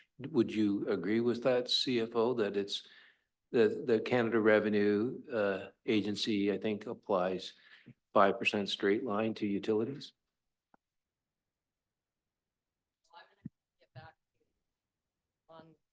That does not seem right to me. Okay, so the main gist of the thing is that we have this massive shortfall based on the amortization, this accounting amortization being equivalent to the actual use of the asset. And there might be a difference, but it's still, we've got this gap that we've got to deal with. Yeah, so that's the idea of the scenarios, is that they present the different, they use different formulas, different scenarios that are out there for these assets that we have. What we do know though is that, for instance, if I look at the historical costs for a system like Del Oro, our historical costs on our books for Del Oro is only $699,000. Whereas what we figure our replacement costs for that system, which was all put in the 70s, is somewhere in the $2.5 million range. So there is the inflation factor there too, and we do have this stuff that, whether it's 20 years and that the accumulated amortization reflects that it's halfway to the end of its useful life or not. Oh, sorry. There's still a huge deficit and gap there, so. Does anybody have any other questions about the three scenarios? And maybe we should take a break after we get those questions, yeah? All right, let's take a 5-minute break. Thanks.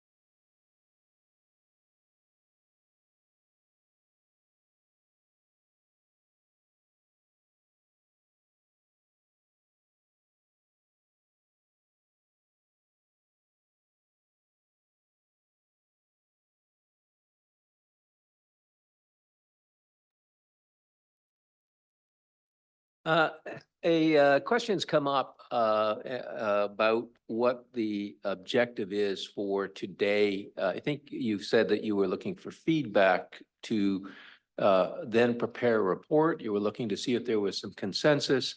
And I guess to put everybody's mind at ease, we're not making a hard decision today, if I've got that correct.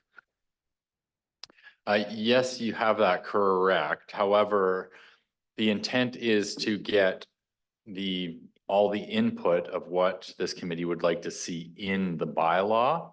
So even though technically it's not a hard decision because you're not adopting a bylaw, the bylaw hasn't been drafted yet. We want to draft that bylaw that's fully supported by this committee to go to the board in February. So we won't be having the intent is to not have another committee meeting to look at the bylaw. We're taking all the input from this committee and incorporating into the bylaw. So you're not surprised by anything you see in that bylaw. And the hope is this committee supports that bylaw when it's presented in February. So no, you're technically not making any final decisions, but we would like to have the final clear input from this committee of what you want to see in that bylaw. So perhaps what we can do is where we can find consensus, we find consensus. Where we have issues, I'll circulate by the end of the meeting to see that each of the directors is comfortable or uncomfortable with certain things, and we'll cover that off. But I think we'll just carry on, get through the meat and potatoes of this, and then we can get to the individuals, if that's okay. Yep. Okay. And I think the director, CEO Fox wants to follow up, CFO Fox, sorry, follow up on the question about the amortization. Thank you, Chair, through to the committee. So amortization, from a financial perspective, every time we get an asset, we turn to the guidelines that tell us what that asset has to be entered in and amortized at. And as time goes on, amortization periods end and assets may still have a value, but on the books, they're fully amortized. There are different points in time where you can revalue your assets, or we have condition assessments. We're not following those practices right now. We just follow the amortization that's provided. The fact that the number you're looking at is coming into about 5% of the historical cost, or I'm not sure exactly where you're calculating that, is coincidence because of when we've added the assets. Because right now I can go through a list of our TCA and we range anywhere from 5 years to 50 years in a life expectancy. So we take the total of all of those assets, add them up, total of all the amortization, take that off of there, and that's a total of the historical assets we have. The fact that the amount of amortization in a year is possibly calculating out to 5% of the total assets is, it is not a number I would ever refer to for anything other than, and maybe just saying on average, we're coming in right now at about 5%.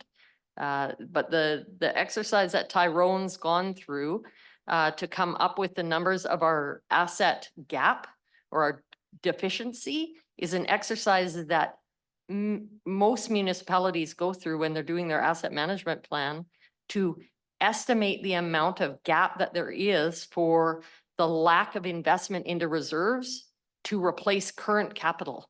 So it's an exercise, it's not an exact science, but they use a consistent, reasonable formula that is accepted by the finance group and also the group that does the planning and projection for assets. Thank you. Any questions? Tyrone, do you have any more, or are you just, I'd like to get that section, that scenario 1, 2, and 3, get some feedback on those. Is there, for instance, would you support any scenario 3 for any of our utilities? If I can jump in on that, Chair. So what we're about to go through here is first we wanted to address the parcel tax discussion, and then we'll put up on the screen here the table of the 3 scenarios for each of the systems, and we can speak about each of those systems individually and have that discussion system by system. Super, thank you. All right, if there's no other questions about the how we calculate the scenarios, then I'll move on to parcel tax. So the parcel tax is, as Jamie mentioned, is applied to every property within the service area. And the base rate parcel tax that we referred to from 2016 is the total requisition less the borrowing costs. So over in the first column, we have our total parcel tax requisition, and then we broke out our base rate for 2023 of approximately $180. That one right there. And then for 2024, we have $250, which is what our recommended maximum was for the parcel tax. So also in this table, we have what the funding impact over the 5 years would be for that community. So for on the budget or reserve contribution for each of those communities, this is what the 5-year impact is. So for instance, in Blue River, that results in an additional $63,700 put into the reserve for Blue River. And then conversely for Maple Mission, as I mentioned earlier in the example, that is a whole difference of $560. So it varies significantly. And my understanding of the 2016 community outreach with Maple Mission is that they chose to go with the maximum amount because they said they wanted to get that, establish those reserves and get that funding in there. So whereas the intent was for everyone else to be at $180 for the base rate and then work up to the 250 ceiling. So it's been at the 180 base rate since it was started, and now we're proposing to increase it to 250 per parcel.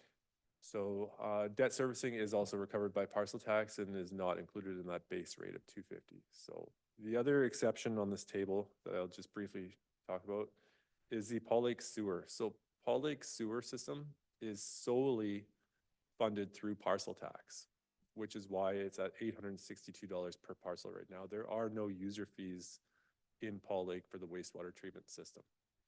So our entire budget is based on $862 per year times 104 parcels. That's our budget for that system, including transfer to reserve or contributions to reserve. So for that one, I believe our 5-year plan was to slowly increase it up to the $969 base rate. And then our proposal is we just go straight to the $969 base rate in 2024. So it's the only exception on here to the others. So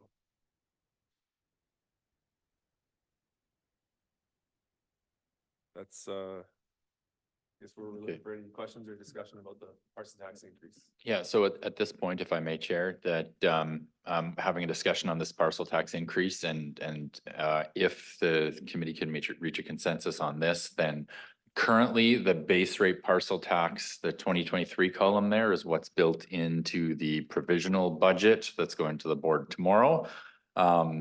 If this committee is in support of the proposed change, then we would change those parcel taxes and that would be reflected in the final budget that goes to March. So these parcel taxes would be in place for 2024.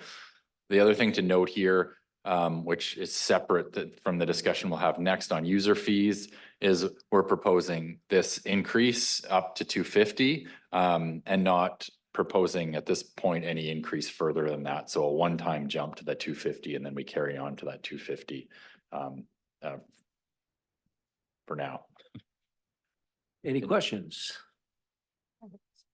Dr. Hansel. Thank you. I'm just curious, every water connection, do the businesses get treated any differently, like the hotels, or is that just one parcel tax that they would pay? So the parcel tax is per parcel. Yes. But to clarify, it's per parcel, not per owner. So often there's businesses or individuals who may own multiple parcels and they would pay multiple parcel taxes. Yeah. Yes, Director Stow. Thank you, Chair. I just wanted to get a clear understanding on the purpose of the parcel tax, like where that money goes versus where the base rate plus user fee goes. So base rate user fee, that's operating expenses, and parcel taxes, that's debt surfacing, and also is that going towards like repairs and capital? Yeah.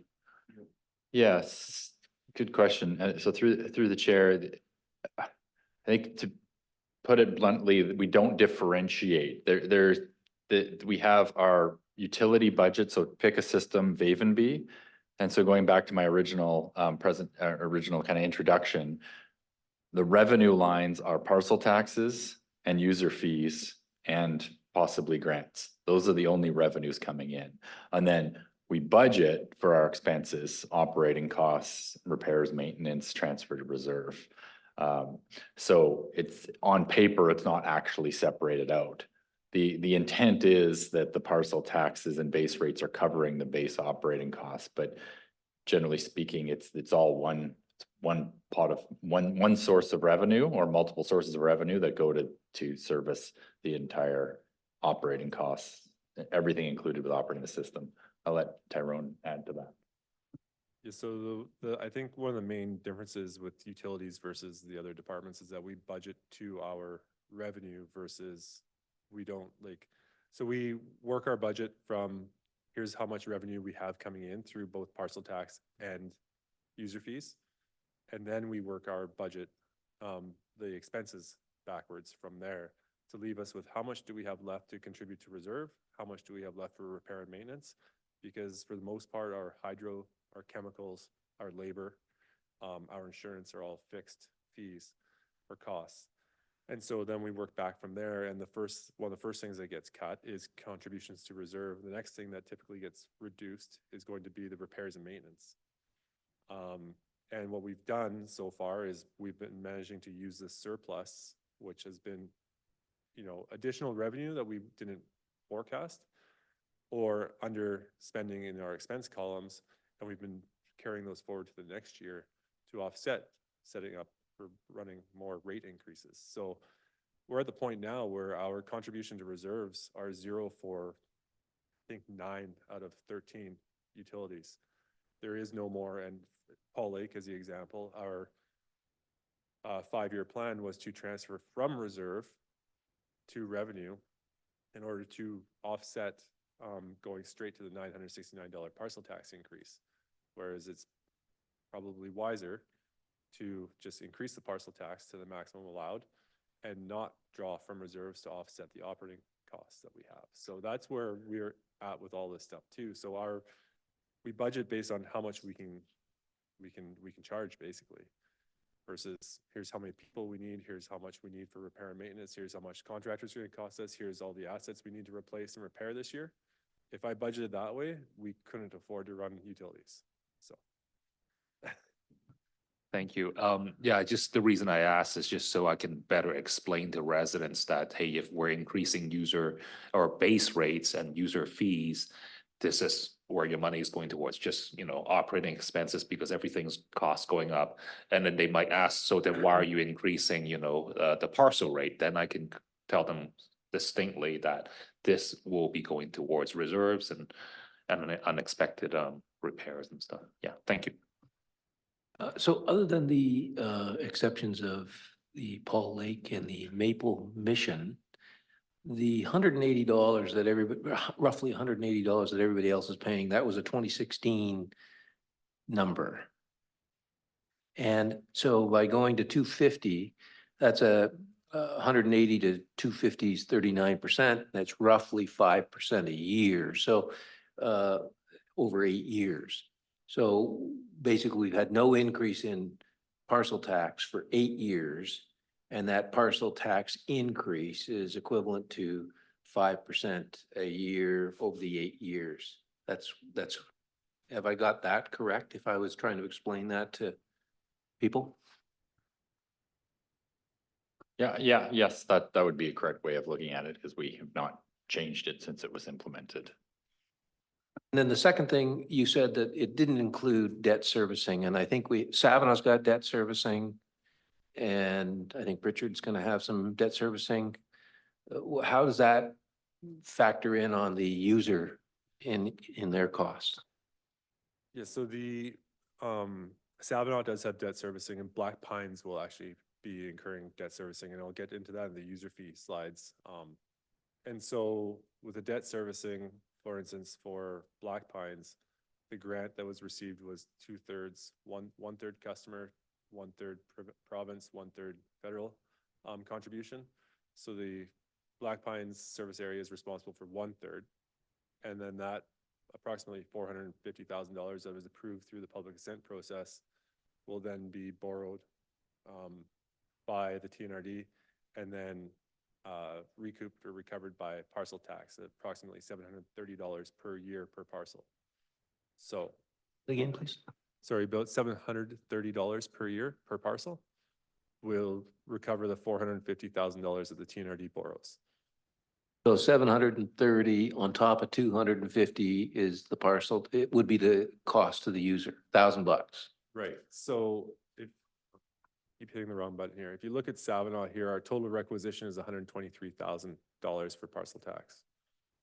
And our base only works out to 59,000 of the 180. So we're proposing to take that 180. The difference there is the debt that Savinaw is covering with the parcel tax. That help?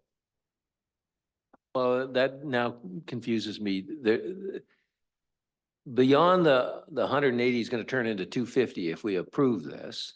But there's more than 250. There's another hunk of change that a user's got to pay for his or her share of that debt. Yes, the debt servicing portion doesn't change by increasing the base portion here. Yeah, so if I can add to that, that what Tyrone said is correct, and to keep it simple, we're not talking about the debt servicing here, because that was, the way I would view that is that was approved through a separate process by that electorate that they're willing to pay that parcel tax for that debt.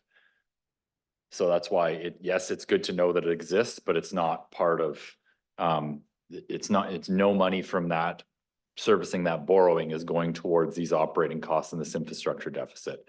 It's going towards the borrowing that happened. Thank you. Okay, we've got more to talk about. So if there's no further questions, is there support from this committee to adjust the final budget to reflect this proposed parcel tax increase? And the way we would, for further clarity, we would adjust the 5-year financial plan to show $250 as the base parcel tax for the next 5 years. That would be happening in February-ish in the final, but not tomorrow's. Correct. It wouldn't be in the provisional budget, but the intent is to update the final budget. That means it would impact people's taxes in the 2024 Right. tax year. Right. So do we have anybody that would not like to see the 250 as opposed to the 180? Oh. Like to see that for sure. Director Sal. Sorry, question, and I'm sorry if I'm confused. That's the parcel tax for the user rates and the base rate. We haven't decided if we're going to increase that yet. So it goes back to my other point earlier, ripping Band-Aids one at a time. If we're going to, I think if we're going to increase the user rate, the base rate, and the metering side, we should do them one at a time, even though the increase is, very significantly less for the parcel tax, 180 to 250. It's easier to swallow if we let residents know we're, increasing one thing or the other, I think. So sorry, my question is, will we also clarify in this meeting that how much we're proposing to increase for the user rate and the base? Okay. How about this? We've got a question about whether going to 180 to from 180 to 250 is a question. And then I think what you're talking about is staging. So, and we can visit staging after we've had the discussion of user fees, if that helps.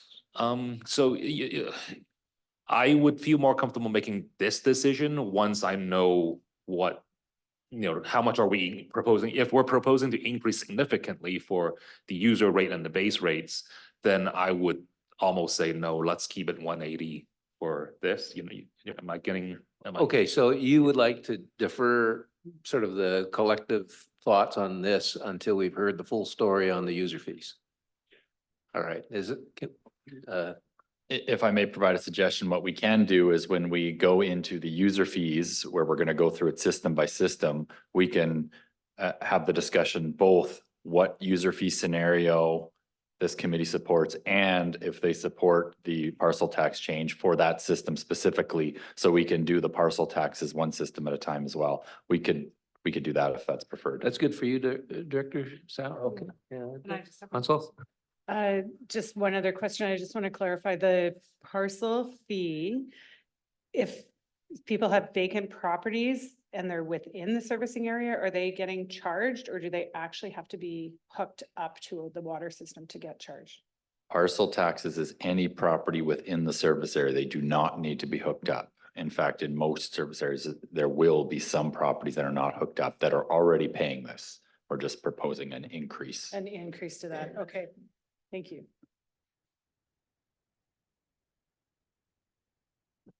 So I think we should do that, Tyrone, as we were, if it's good with you, Chair, we can work through the system by system and we'll make sure to stop and talk about the scenario and then also the parcel Sure. tax adjustment. And Director Smith, I think, had a So question. yeah, just one last point then. So the 250 isn't written in stone. It can be by system. Correct. That's what I'm proposing we do is we'll talk parcel tax and rates for each system because that's the next part of the presentation. Okay. All right. Moving on to utility rates or user fees. So how much is needed? And I know we've shown this slide quite a few times over the last few years, both to the previous committee and yourselves.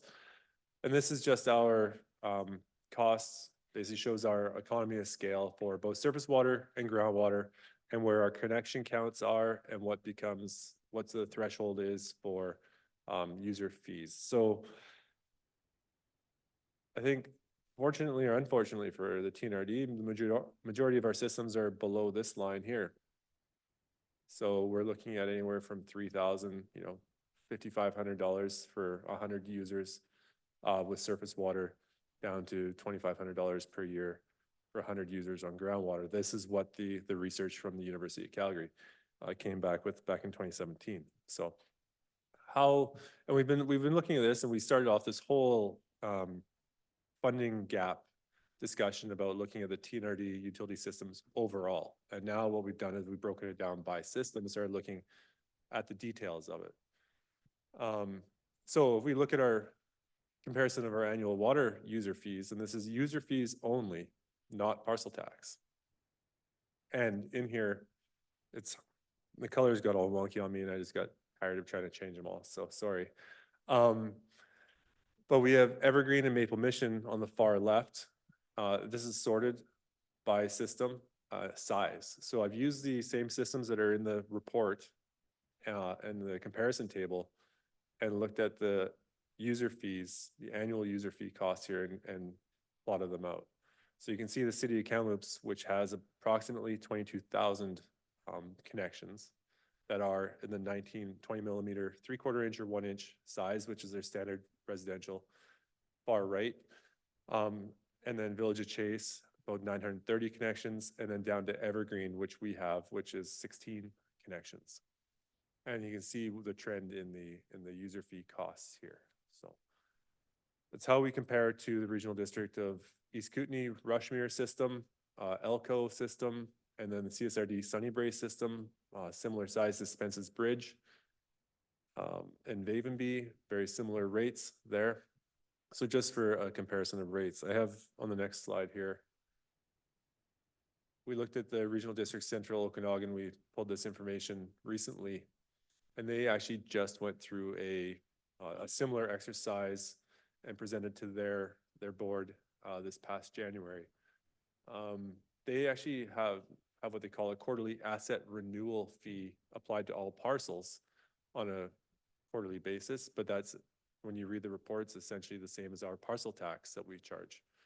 They specifically earmark it for asset renewal and the capital reserves and capital projects. And they also, in these rates, factor in the needed upgrades for their system. So when you look at the systems, and these are filtered or sorted by connections, here we have the RDCO has Trepanier. Can't remember, Dietrich, I believe is the other name for that system, but they have 9 connections. And their rate structures very similar to ours, in that they have a base rate and 0 included water in that base rate. And then for every cubic meter, 1,000 liters of water, they charge an additional fee for it. So what I've done on this table is removed the actual water consumption and just looked at the base rates, period. Based on their report, they used about 80% of their costs as their base rate.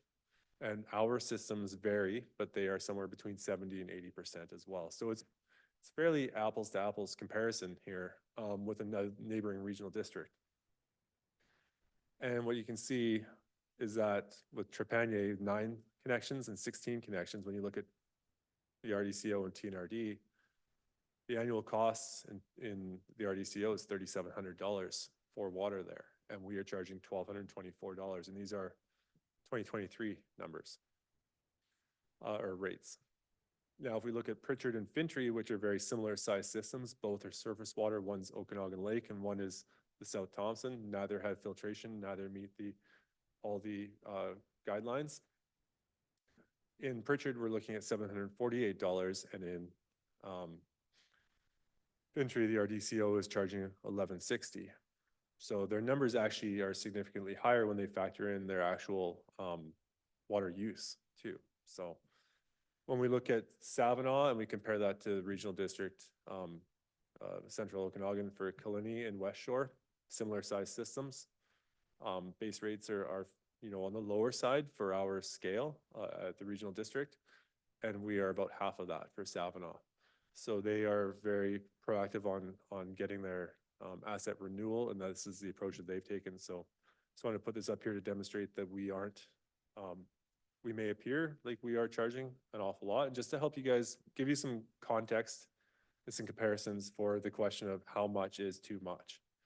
One of the comments, and I just glanced over, I actually only found this RDCO report this morning and glanced over some of the stuff that they looked at. And when they looked at the 9 connection system, one of their comments on it was somewhere around, yes, people can find an alternative source of water. However, this rate is still the most cost-effective means of getting water to those properties. So when they looked at the cost of drilling wells, and they looked at the cost of hauling bulk water to these 9 users.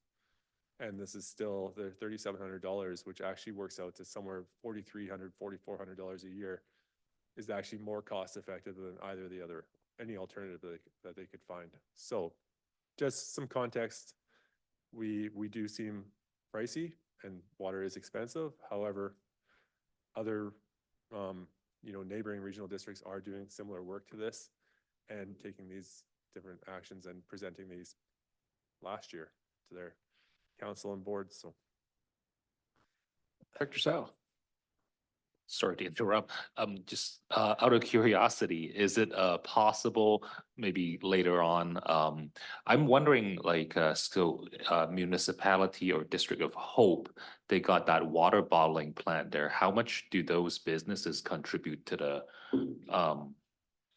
the sustaining the cost for those systems? Are they a major contributor? Do you know? I don't know. Okay. I don't know. I know that we do have, the majority of our systems are strictly residential. We do have the exceptions where we have some resorts and we have larger connection sizes, and our rates are set up to factor in the theoretical amount of water that can be delivered through that service. So if you have a 6-inch water service because you need fire protection for that area, then you're going to be paying significantly more on your base rate. So that it all factors in. If someone wants to take a 4-inch service and bottle water with it, well, it's still going to cost them a fair bit to access that water. But yeah. Mr. Smith. Thank you, Chair. What causes the swing in the metered rate? Like the, from 57 cents to 259 a cubic meter? Oh, so the regional RDCO has set up a tiered rate. So it's a specific amount of water. So similar to the city of Kamloops, where you have 0 to 45 cubic meters of water per quarter in the winter months is included in your base rate. The RDCO has said 0 to, I don't know what the threshold is that 52 or 57 cents or 52 cents or 42 cents per cubic meter. When you go beyond that threshold, you have a new block rate. And so you use more and more water, the more you use, the more you get charged. So.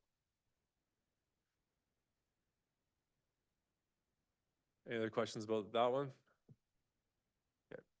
So now you have some comparisons to think about. Let's get into each one of our systems. So Black Pines user fees. This is user fees only. We have 42 parcels in Black Pines and 35 of those are connected.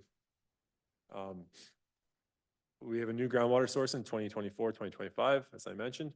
The debt servicing for this is estimated at approximately $730 per parcel per year. Yes. The water mains were installed in the mid-90s in Black Pines.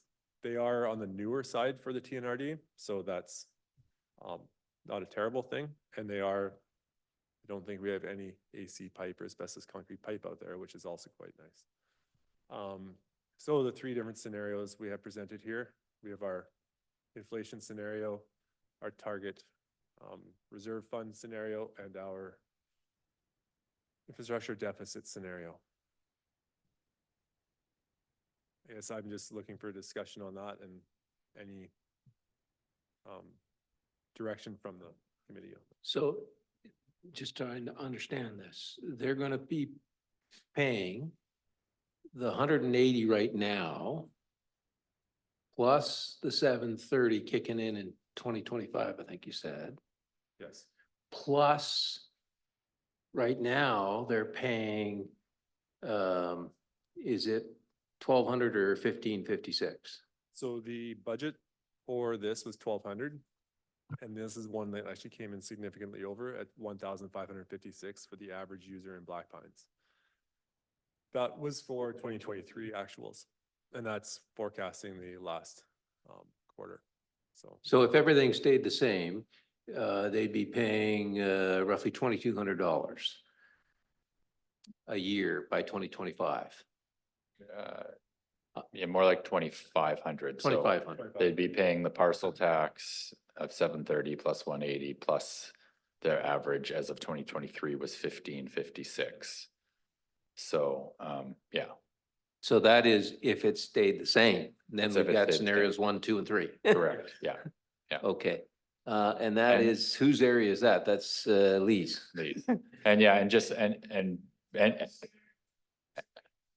just to make it crystal clear, like, yeah, we're mentioning the parcel tax there, but the table is only the reflection of what the user fees is. So another way of thinking about that is the quarterly bill amount over the course of a year that they receive. The parcel tax is on their property tax bill, which is a separate bill, still going to fund these, but that's how to think about this. That the 1,556 on scenario 1, that's the 2023 actual, that's how much the average user paid when you add up the 4 quarters that they paid for their utility bill last year.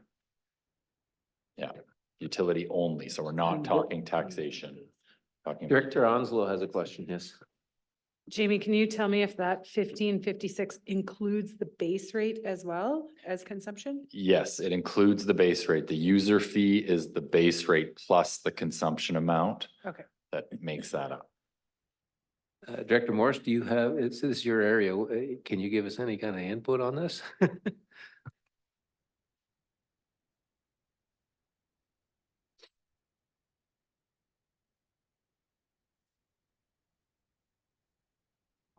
My apologies. Could I just remind all members to use microphones for the webcast?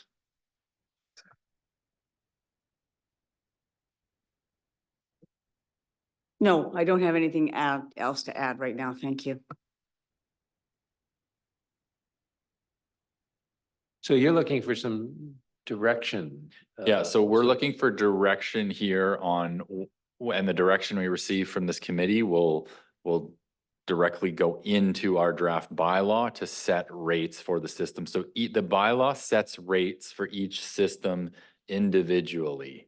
So there will be a rate table for each system in the bylaw. Our current bylaw is structured that way, and our current bylaw has different rates for every system. And we anticipate the new bylaw will also have different rates for every system. And that's why we're working through these system by system. And the one other piece I'll add is these scenarios are options that we wanted to give this committee to think about. Obviously, all options are on the table, option being do nothing or change that to 1%. We're providing 3 options, and Tyrone went in good detail of what those are based on. Thank you. So if we say we're to choose to go with scenario 1, which is only inflation, we're no longer, there isn't any money going into the capital reserves.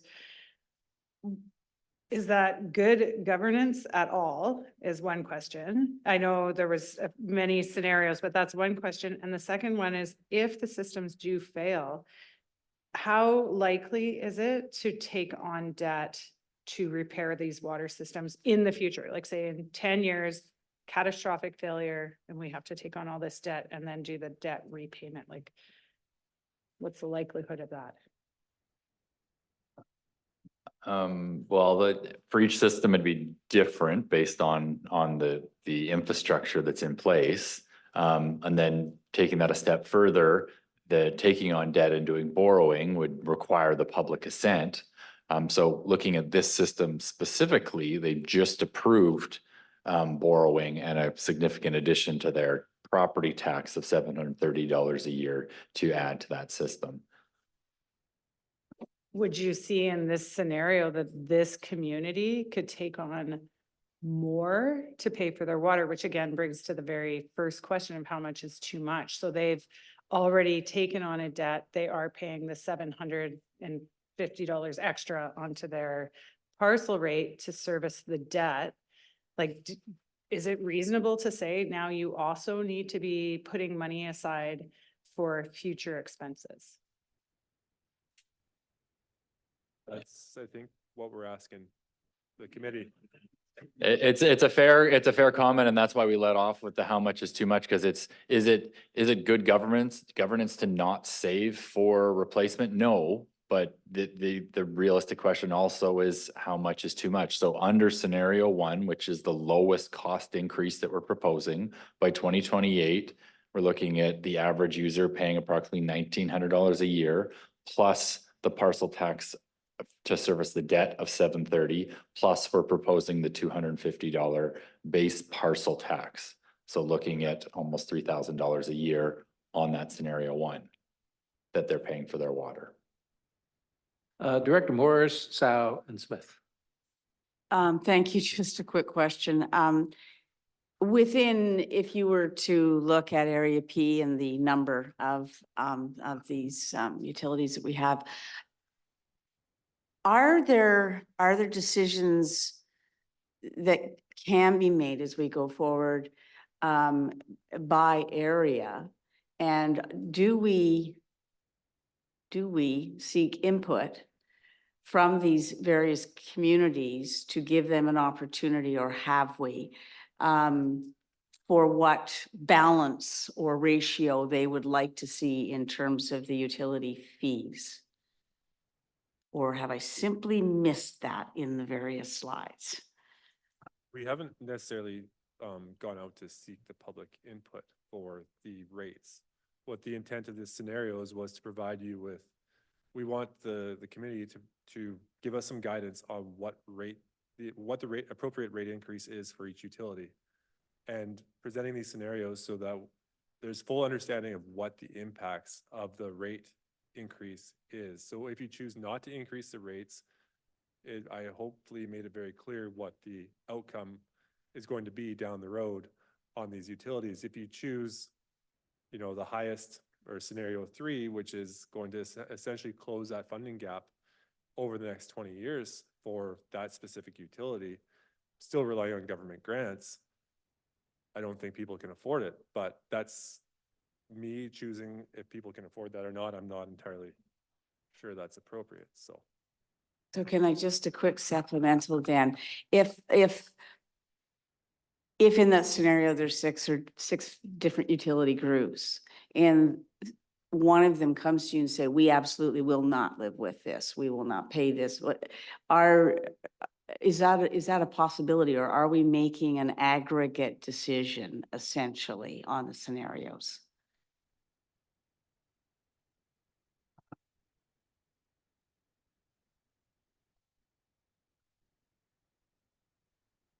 Well, we're not making aggregate decision because the different scenarios can be for each system.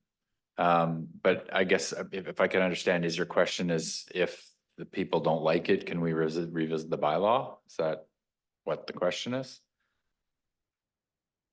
If the opposition is significant enough, is there an option for those user groups around individual utilities to come back and say, no, we will not accept this?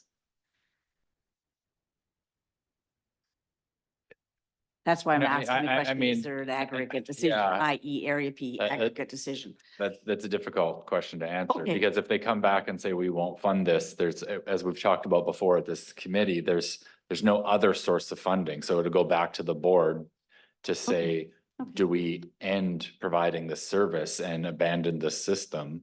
That would really be the options. So the Okay. board is setting the fees through this bylaw with the input of this committee.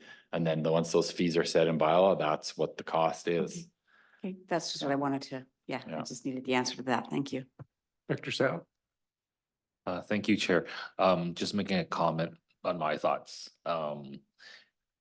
I personally probably gonna go with like number one. And I think what I would hope we make the shortfall, like make up for the shortfall is with Director Onslow, you had a very good point chasing up on the UBCM resolution or initiative there. You know, not trying to play chicken with the province, but you know, trying to put some pressure on them as well to, and I appreciate Mr. Hildebrand for your advocacy on our behalf too. And I wonder if we should start some sort of our regional district to regional districts collectively to the province. And you mentioned, I think some of the other regional district also recently looked at you know, utility rates. If we can combine a message to the province and really use, you know, put some effort on that end, because it seems like our taxpayers, 4% inflation, I mean, that's already like, you know, yeah, it's not meeting our targets. So yeah, just my thoughts and comments. CO Hildebrand. Thank you through the chair. I hear you loud and clear. Unfortunately, it's been 3 years of asking UBCM and asking ministers this, and there's been nothing yet other than this promise of a pilot. And that's why I sent the email and copied this group on that one. So hopefully Brian gets back to me soon and there's something there, but it's pretty hard to bet on that is the problem. So it could take a year or two potentially for the province to pony up and help us out, but it's a real tough decision, I know, and that's why we're asking the board, because we can't make this decision as staff. Director Smith, Hayward, Houghton. So thank you, Chair. So just to follow up on Director Sal's train of thought, it seems apparent to me that if we're going to deal with it system by system, and let's take this one for instance right off the bat, we already know that they're going to incur a major increase to service the debt. So wouldn't that automatically say to us, we can't even consider scenario 2 or 3?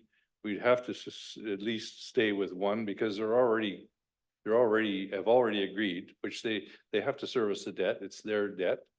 But from a ripping the Band-Aid off, to me, I would like to say every one of these services or every one of these systems that have already agreed to a major parcel and tax increase to pay for to service the debt, that we consider them the number one scenario to start with. So we're not hashing over whether they can or can't pay because all of those services are already gonna be having a major increase this year, coming or next year.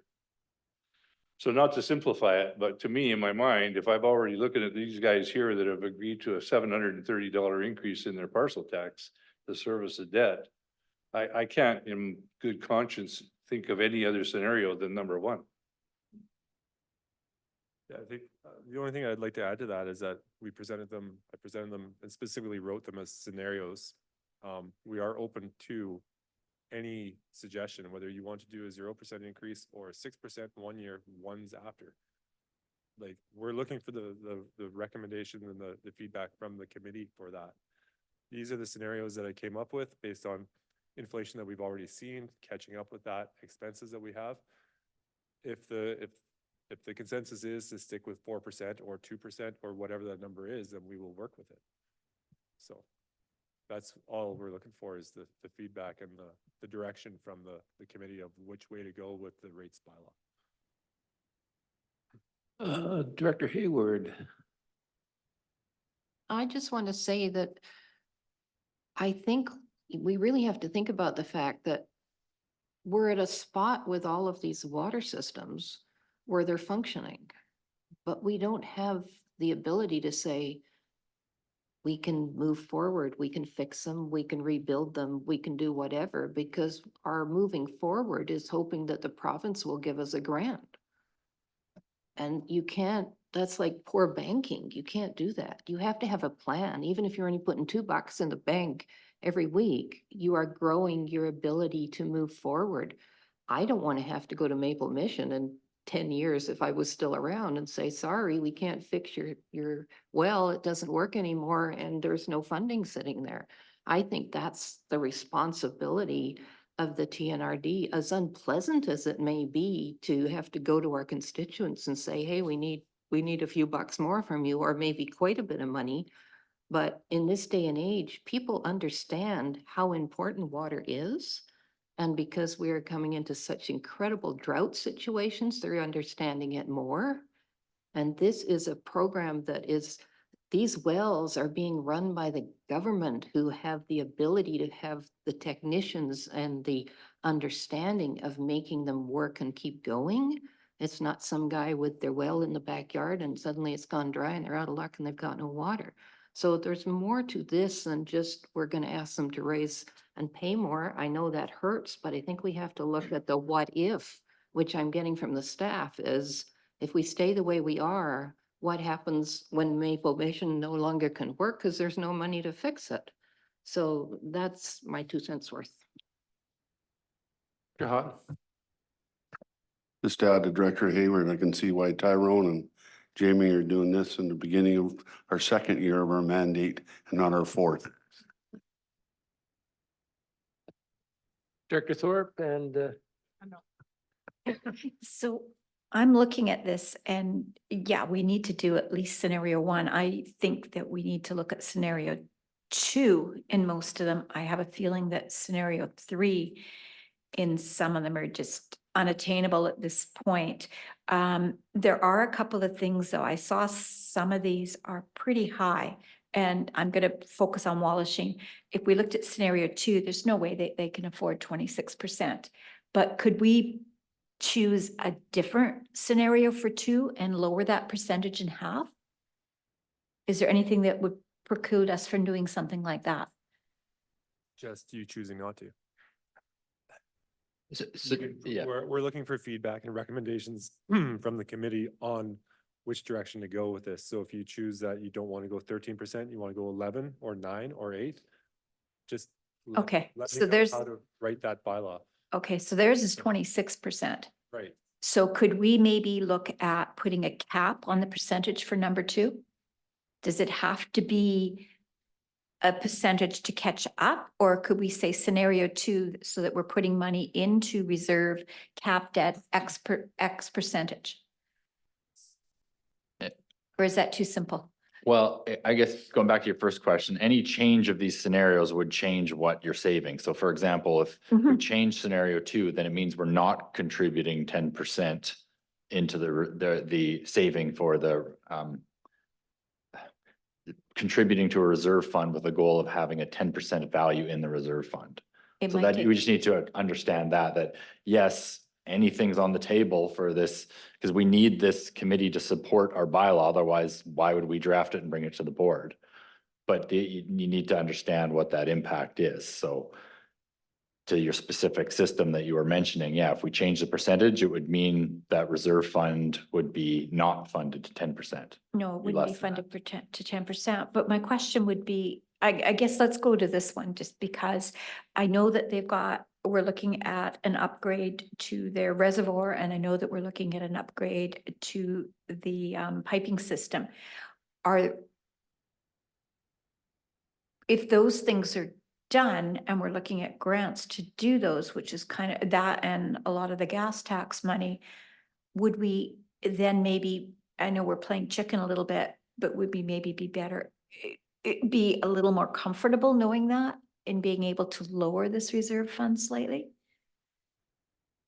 So you're speaking about Wallachine, not I Black am. Pines. Okay. Yeah, and I'm sorry for jumping ahead on that one, but I'm looking at 26% for scenario I- 2 going, I- they can't afford it. I think if I may, I think it'll be easier if we go through this system by system. So your Wallachine questions, that scenario we should maybe discuss when we're at the Wallachine one, if that's Fair okay enough, with but you, we Chair. could change that percentage is what, it's basically my initial question.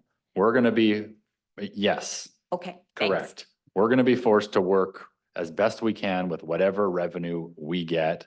And I think we've, presented the risks of that, and we'll obviously be also reiterating that with the board when it comes for them seeing the draft bylaw that we're gonna be bringing in February. Director Smith, and then I have a question. So just one last quick one on the servicing of the debt. So if we happen to look at a system like this one at Black Pines that's servicing the debt to the tune of $730 per parcel tax, can we not assume that they have already done some upgrades to their system? What are we paying? What debt are we paying on? They've obviously borrowed a bunch of money. They've upgraded the system. So they're sort of okay right now. They're not, the water level isn't right here. Am I correct there or not? I would say with Black Pines specifically, so that infrastructure that has just been built and has not been turned over yet has not been in the calculations of replacement costs. However, there's the existing source intake that we would not have to replace when it fails, which essentially it is failing. And this grant is a good example of us, the TNRD, relying on grants to replace something that's failed. So the intake has failed 2015, we received a grant. 2023, 2024 comes around, we have new infrastructure grant ready, paid for by parcel tax. So that's 66% paid for by grants, 33% paid for by the parcel tax. That's one component of the system. We have a reservoir, we have pipes. Like I said, mid-90s. Yeah, I'm pretty comfortable with the pipes in the ground right now. I'm not super concerned about this. However, the longer we wait to doing this, the further down the road, we're just pushing the problem. And we've already pushed it to this point. We see some of these numbers like Wallachine are pretty astronomical.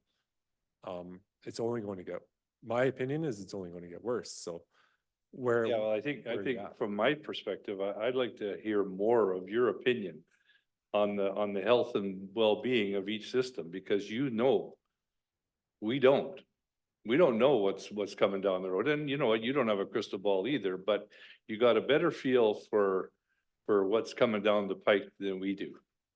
So if we say instead of 4%, let's go with 2%, and in your heart of hearts that 4% is even not enough, and we make a decision based on our interaction with our residents and our well-being and sleeping at night and all the rest of it, whereas you can tell us more specifically that if we're making a mistake, we're making a judgment based on economics and whether or not, Tricia's Wallachine people can pay 1%, never mind 26%. But at the end of the day, if you could come back to us and say, okay, we hear you, but here's the reality of the Loon Lake system. This is what we're looking at here. So if you don't put any money away for this, we're going to be in deep caca, right? So I just I would feel more comfortable getting some more love from you. So, I mean, it's not a coincidence that I chose these scenarios.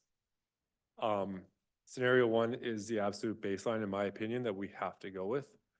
That puts us with, we continue doing our jobs to the best of our ability. We keep slapping Band-Aids on stuff. And for the most part, 99% of the time, we can fix what fails. What's going to happen down the road with that scenario is there's going to be a Swiss cheese pipe. There's not gonna be anything to put a Band-Aid on. There's not going to be water service. We're going to have and we're going to have to find the money somewhere. I don't know how to find that money at that point, or we deplete the reserve and now we're just waiting for the next disaster to happen.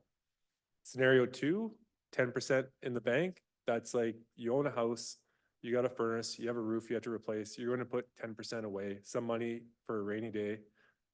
I'm comfortable with scenario two. Scenario three, I'm with you guys. I don't think we can charge our customers up. That's what we need to charge them to make these systems close to being sustainable financially. So that there is money for the next operations or general manager of operations, next utility manager, next utility crew that come in here to actually be able to fix this stuff when it does fail. Because right now, some of it is, you know, from the 70s, it's 50 years old.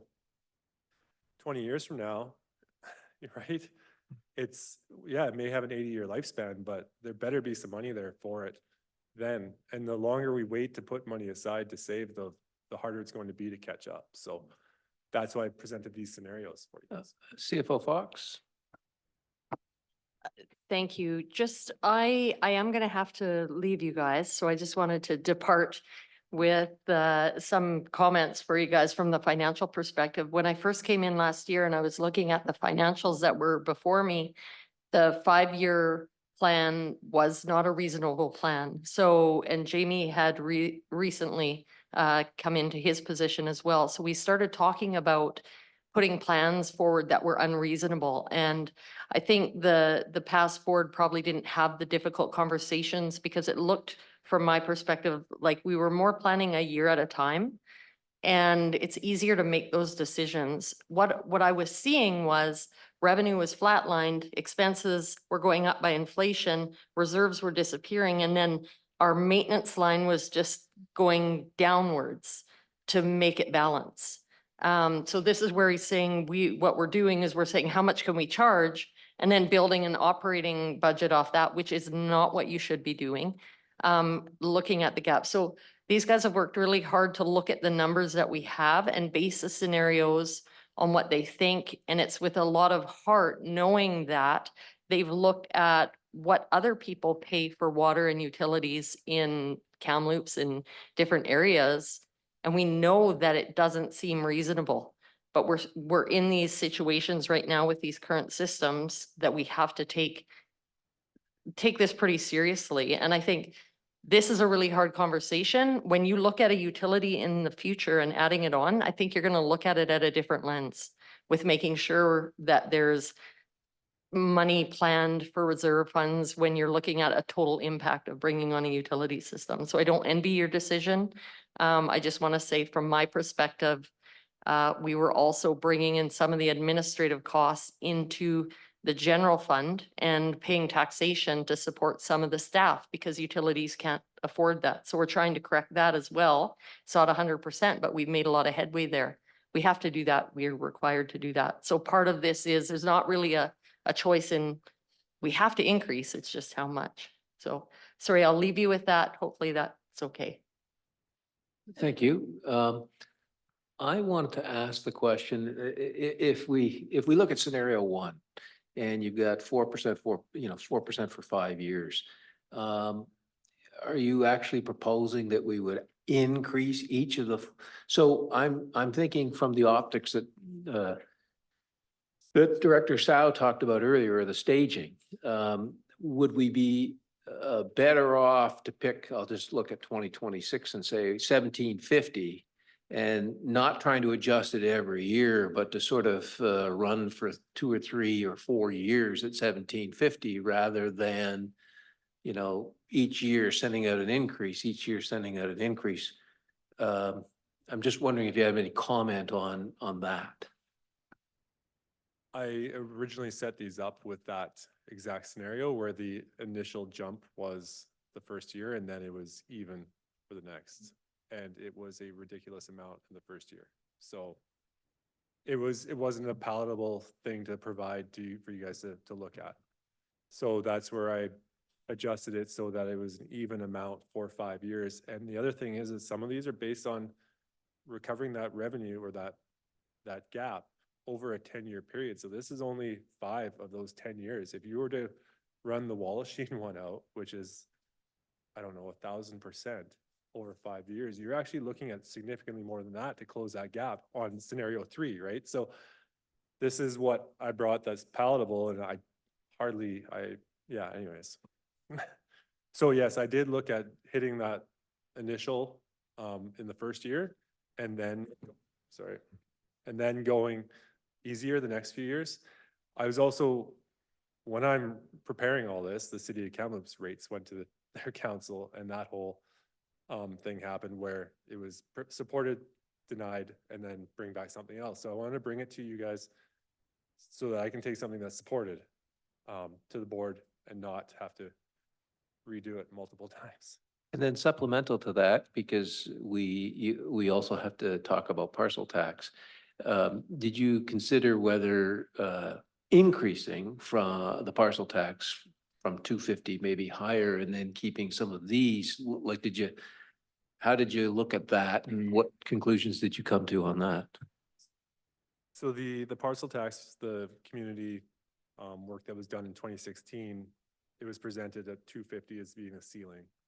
So that was 180s to start, 250 being the ceiling 8 years ago.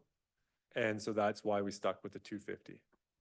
We are mandated by the current legislation at no more than 250 on the parcel tax. I wouldn't quite say it that way. We'd have to look, I'd mentioned the 250 was, agree with what Tyrone said, that's what was publicly communicated, that was kind of the ceiling that we were proposing. However, we'd have to review each bylaw, service establishment bylaw, to see what the actual maximum is. But that 250 is, again, based on what we've said previously to the communities, is why we stuck that in. So we have a dozen of these to go through, and I'm looking at the time. Is there anything that you would propose how we would go about this?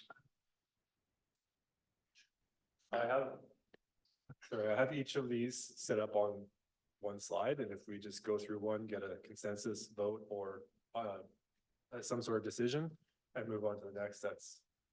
Okay, so why don't we start with the big cuts? Does anybody like scenario 3 on any of the utilities? If I may, Chair, I mean, the reason we're presenting them separately is because the scenarios 2 and 3 are significantly different for each system. So I would suggest that you look at each system and give direction on which scenario. And again, I'm not expecting it to be the same scenario for all the systems, because those numbers look very different for each of those systems, especially when it comes to the bigger ones and comparing the large systems to the small systems. Okay, so perhaps we start with the area director for each of the systems and get a perspective. Just a quick question. You were asking about the time though, because to do that, you may be here for quite a while yet. So are you suggesting that like another meeting perhaps, or do you want to go through them all right now? I just want to. Well, that's clarify your exactly question. my concern. We got a dozen of these. We got half an hour per the schedule. I'm happy to sit longer, but I don't know about any of you, and you've got probably commitments or not. So I've got a meeting I got to be at 4:30, but that's just me. But it's up to this group. How we want to do it, Jamie or Tyron? I would suggest we try it, see how it goes. Okay. Fellow directors, does anybody have a problem staying past 4:30? Maybe 9 o'clock would be a good cutoff. Okay, so we're gonna power through this, and I take it, Jamie and Tyrone, that you can hang in there? I have a 7 o'clock band concert for my grade 8. Well, Yeah. okay. So maybe we as we go through these slides, maybe we can ask the area director their first input, and then we'll go around. Anybody else want to comment? If that's a good way to do it? Okay, so Director Morris.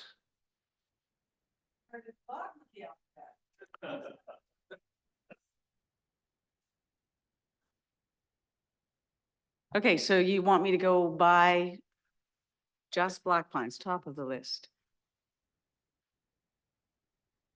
And I'm just essentially, which scenario would I go with? Is that correct? 2.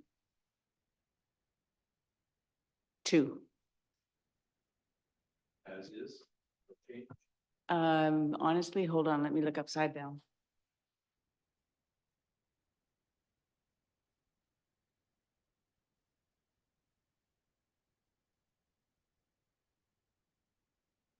So question. Would we be looking at the 3-year scenario or the full 5? The way we've proposed this is that the bylaw be structured to set the rates for a 5-year term. Mm-hmm. That's just how we're proposing doing it. It doesn't have to be. We can create the bylaw as it set the rates for a 3-year term and revisit it after 3 years. But the proposal is a 5-year bylaw setting the rates. And so for clarification, that bylaw set could be revised in the future if needed. I'm just thinking drastic changes in economic situations, you know, a 5-year window. So I'm thinking we would, or future board members would have that opportunity, obviously, to reset that frame. Is that correct? Yes, I believe so. Is that correct, corporate officer? It would have to be a direction of the board to revisit the bylaw. Absolutely. So the board can change the bylaws like this anytime that the board so chooses. Obviously, there could be financial consequences where staff would provide input and advice, but it would always be open to the board, say 3 years in, to say that a utility rate bylaw should be revised at that time, even if there were another 2 years laid out in the table for how it could continue to run. And Chair, perhaps the Hail Mary from the province under this pilot comes in a year from now, like who knows where this might need to get changed or adjusted. So just so you know that that's all flexible and available.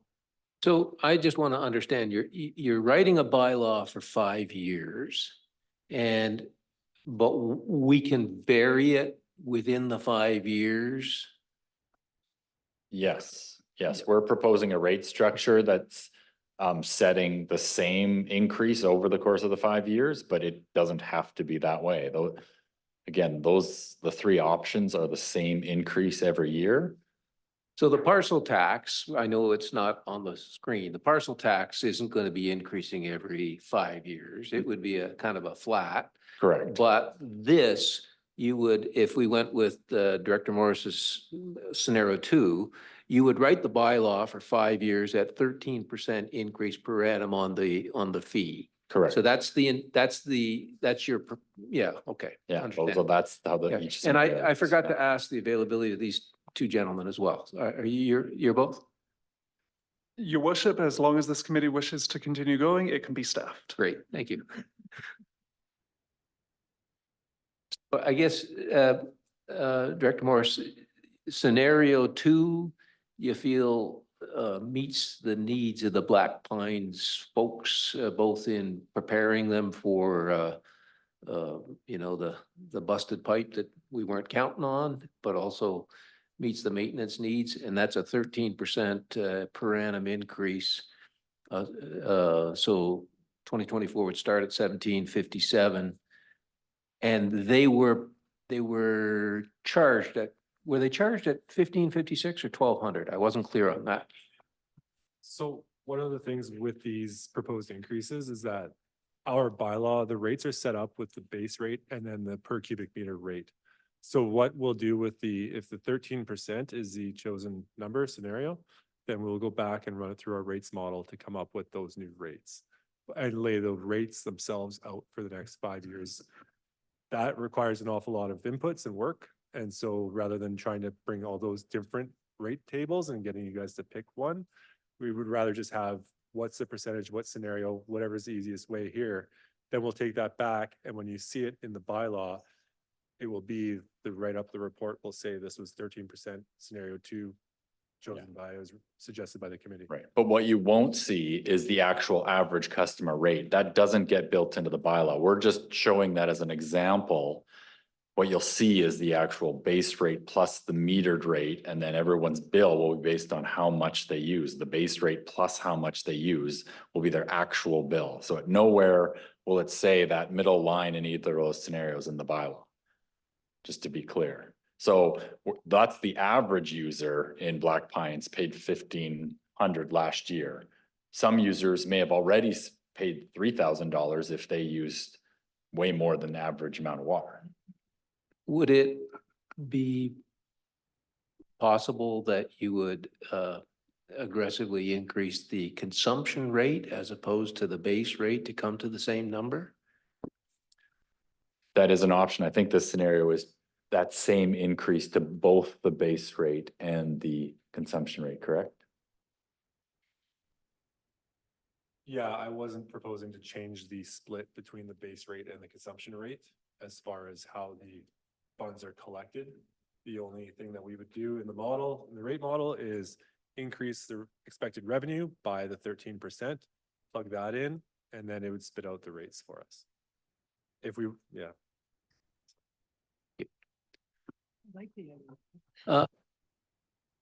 Would you have any comment about if we were trying across the systems to come to a similar cubic meter rate? Would there be any value to that, or is it just too, no, head shaking? No. And you see that as we go through these systems, the different costs based on the infrastructure gap and the cost to operate, so. Okay, so we have Director Morris has commented on scenario 2. Is anybody else got a comment on Black Pines? Okay, so that's the feedback for Black Pines, I guess. Can we move on to the next one?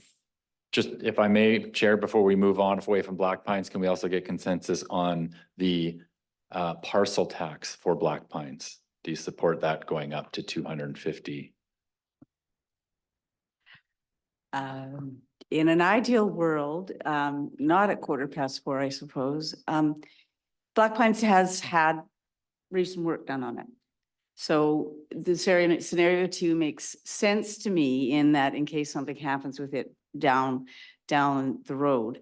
But the parcel tax is just that. It's going to go up by inflation or whatever, I assume, but I don't see that it taking that same percentage increase. And similarly, I wouldn't go with a 3, for example, on Black Pines at this point because it's had work done on it. So each of them is variable. So I would say that, yeah, we can go with a 2 for Black Pines on this, but not the parcel tax in terms of an increase. But I might be completely wrong. So the parcel tax increase is not related to these scenarios. The parcel tax increase recommendation for all the systems is going from 180 per year to 250 and then staying at 250 in the budget for the next 5 years. Good. Black Pines is done. Thank you. So moving to 250 per year for Black Pines for parcel tax. Okay. And scenario 2. Okay. Got it. Now we can move on to the And next. Director Vieira, is there value in making all of the areas have a similar parcel tax? Do you care about that? Well, I think that there's more justification to have those similar for consistency in the budget. And that's why we had originally proposed to have that adoption or consensus reached by this committee altogether. But then there was discussion about doing them individually. But our suggestion was to have the parcel tax the same for all the systems, but then the rates are going to be different for all the systems. Thank you. Yeah, the next system is Blue River. We have 182 parcels, 125 connections. That's the 19mm 3/4 inch, our standard residential connection. Currently meets the standards for groundwater as far as IHA goes. So it is good, clean, safe drinking water with chlorine now. However, we do have aging infrastructure there, and we saw this summer. The water mains are requiring replacement. Just an example here, we have some money and we have budgeted to replace some water main. We can do a block of water main for about $300,000. There's a lot of blocks. So just to consider that.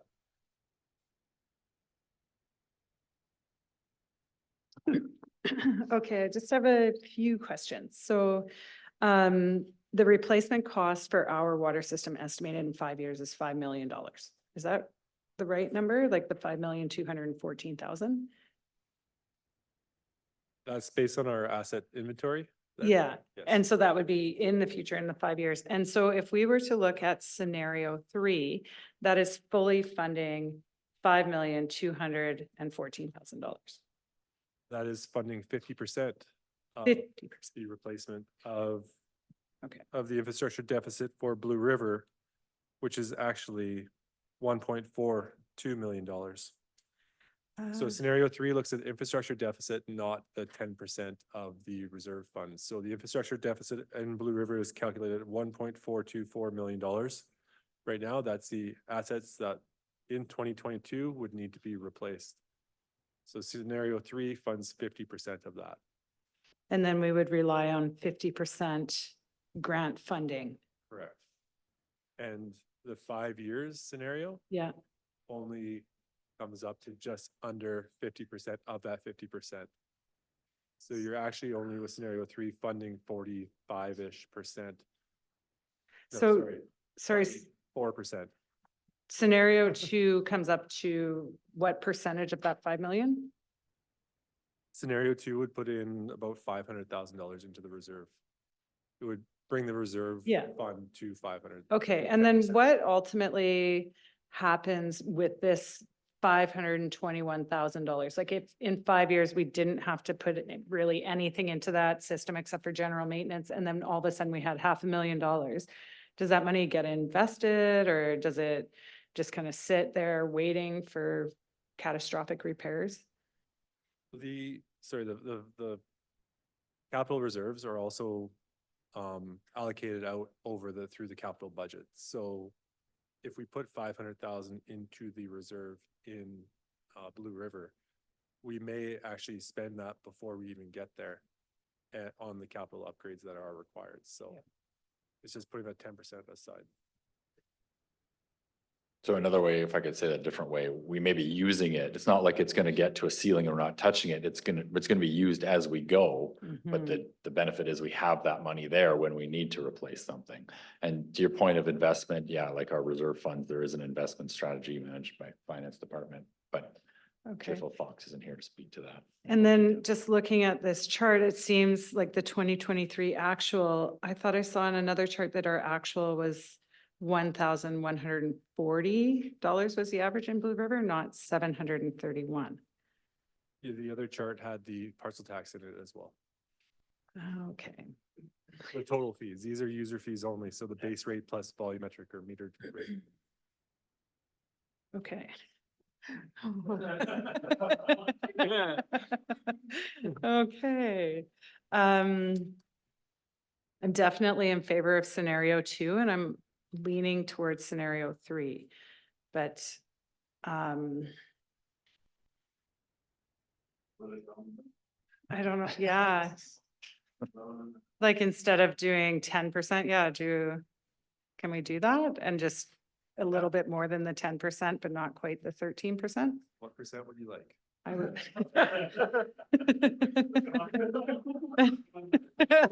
11.5, no. Can we do 0.5%? No, that doesn't look good. Whatever. You can? Okay, so let's split it, and then I'll have to sit down and get the, thank you. I'll have to sit down and get the actual numbers so that I'm comfortable reporting that back to the people in Blue River when they ask me. Okay, thank you. I'd just like to ask Director Onslow, so you think the folks are really interested in making sure that they got enough money to keep the thing going? Like what's going into your thought process? Because you're moving to scenario 3, which is the most expensive. That's My thought process is that if we are not saving for our future, we're leaving a significant tax burden or a problem for the people in the future. So we need to definitely put some money aside to ensure that this water system is maintained for the next 50 years. And if this contribution that we're doing right now helps to build a sustainable water system that does have aging infrastructure, then I think that's on us to pay for that infrastructure. Director Smith? I don't know, I'm looking at just the dollar, forget the percentage. The first year it's only $94 a year more. It's really not, yeah, it's not that much. I'm looking at this one and this scenario for us compared to the situation of what your constituents are for the Black Pines, because we don't carry a parcel tax that is of the debt repayment at this point. So we, I think, have a better ability to be able to pay and then to invest, to minimize the potential of us having a very significant debt repayment within the next 5 years. Any other comments? It's great. I think that's the feedback. And if I may, parcel tax for Blue River? Yes, the parcel tax to increase to 250. Okay, so we have the 11.5% increase over per year for 5 years plus the parcel tax at 250. Okay. And then I will definitely need Colton's help. Thank you. Okay, next system is Del Oro. We have 43 parcels, 36 connections. This is circa 1970s, pretty common theme with our utilities. Does not meet IHA requirements for surface water treatment. Yeah, I don't know what else to say about that one, but various different scenarios. So. Director Houghton?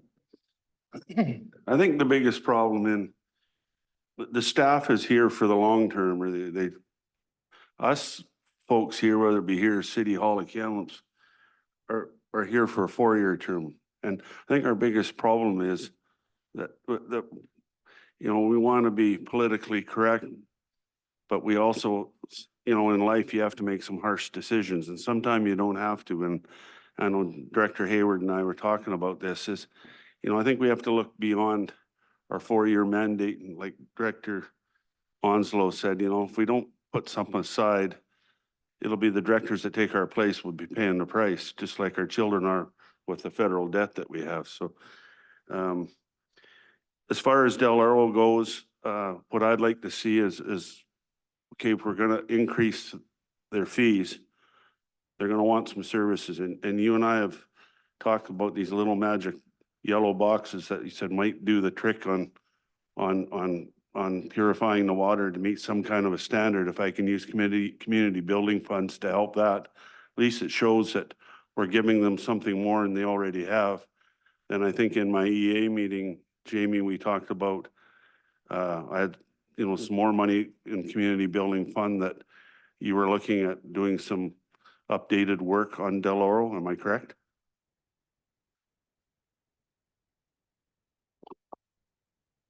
Yeah, I'll have to check the capital plan of what's allocated out of the community building fund for Del Oro. Yeah. But since you mentioned that, the discussion earlier on about grants, community building fund is lumped into that can be used for upgrades as well Okay. as that comes up. Okay, here's why I'm going to throw a scenario, because we're going to be here all night, is I don't think we can handle 33. If not, guarantee Houghton only be here for 3 more years and he'll be gone. So my proposal is, and I don't know how this will affect in dollars, similar to Director Onslow, if we make it a 19.5% increase and go with the 250, what will they be paying? I got my phone shut off. I'm under 20, I'm not 33, and I'm more than 15. 19% increase? 19 and a half. I like these halves in here. It's an auction sale. Oh, I supposed to do Aren't you that? glad I came on board? Sorry.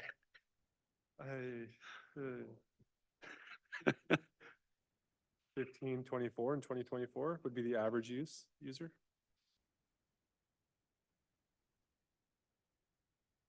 Okay, that's what I proposed, 19.5%, 19 and a half. year over year.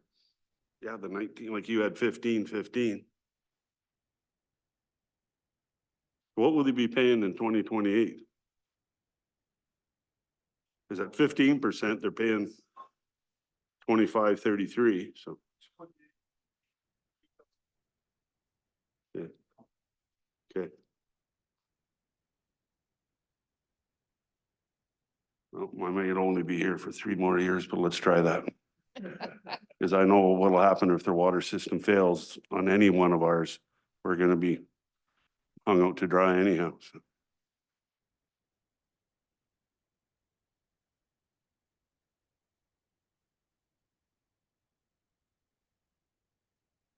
Jamie's just pulling up all my spreadsheets.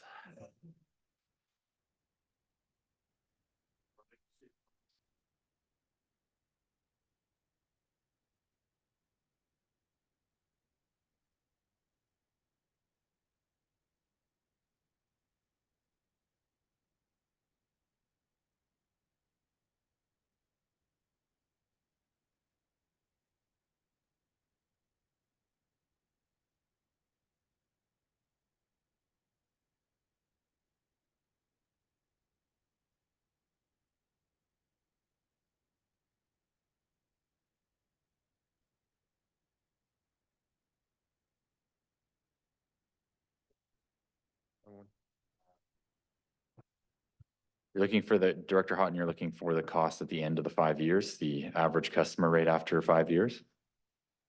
Based on 19%, 19.5% is, annual average cost would be $3,100 approximately.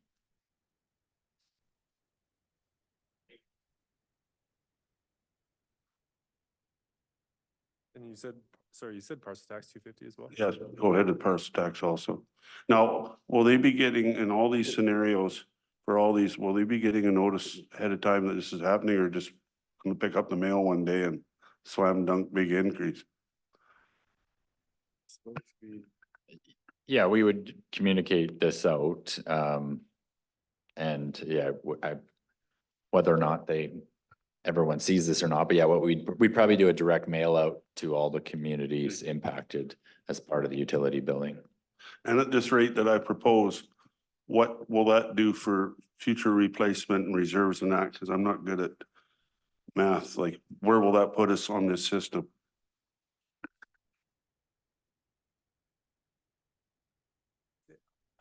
It's, no, I know it's not just quite so simple because each system had a different reserve target of 5 to 10%, somewhere in there.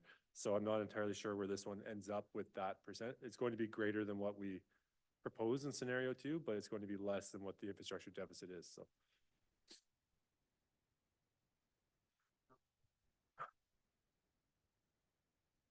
Are we ready for the next one? Okay, Evergreen. This is our smallest system. We have 16 parcels. They're all connected. Aging infrastructure, we have access issues to our critical infrastructure, does not meet IHA requirements for surface water. We do have some critical infrastructure here in that our intake is on the riverbank. The source, the pipe from the intake to the reservoir crosses the railway and then crosses the Highway 5 and then comes up a very large bank to Crown Land where there is a reservoir. So it doesn't matter how much money you put away, we're not going to be able to dig up that highway and fix that railway. I'm concerned about that one for this one. I don't know what we could do in that.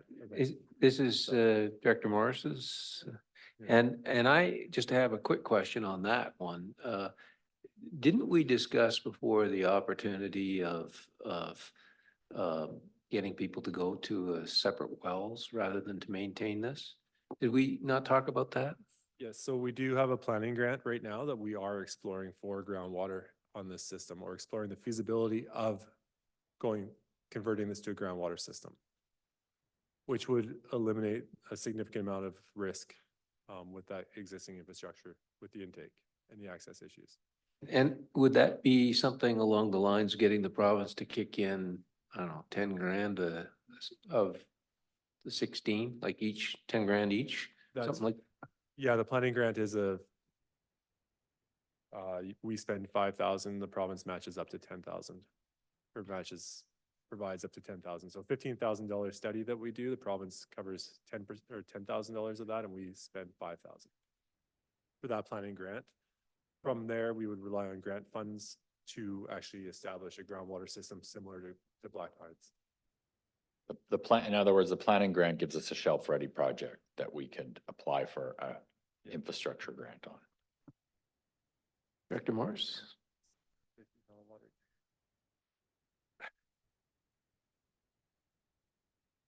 So Evergreen, yeah, my area, the groundwater, so we're thinking that that conceivably is sometime in the next couple of years. Possibly. Our challenge with the groundwater on that is, it's going to be procuring or acquiring the property for it. So if the groundwater source is on a private property, how do we negotiate with the landowner and how do we acquire that? Which we would need funding for. So there's a whole lot of variables and we're only starting a planning grant right now, planning for the potential for it. So. Okay, thank you. Yeah, and that's 16 basically residents, correct? It is. Yeah, so, okay, thank you. I don't think I have anything to add to that at that point. So is there a scenario that, Sounds to me like we're not at the point of picking a scenario at this juncture. Is that correct? You don't want me to pick 1, 2, or 3 at this point. You have a different plan that you're considering? You mean related to the groundwater?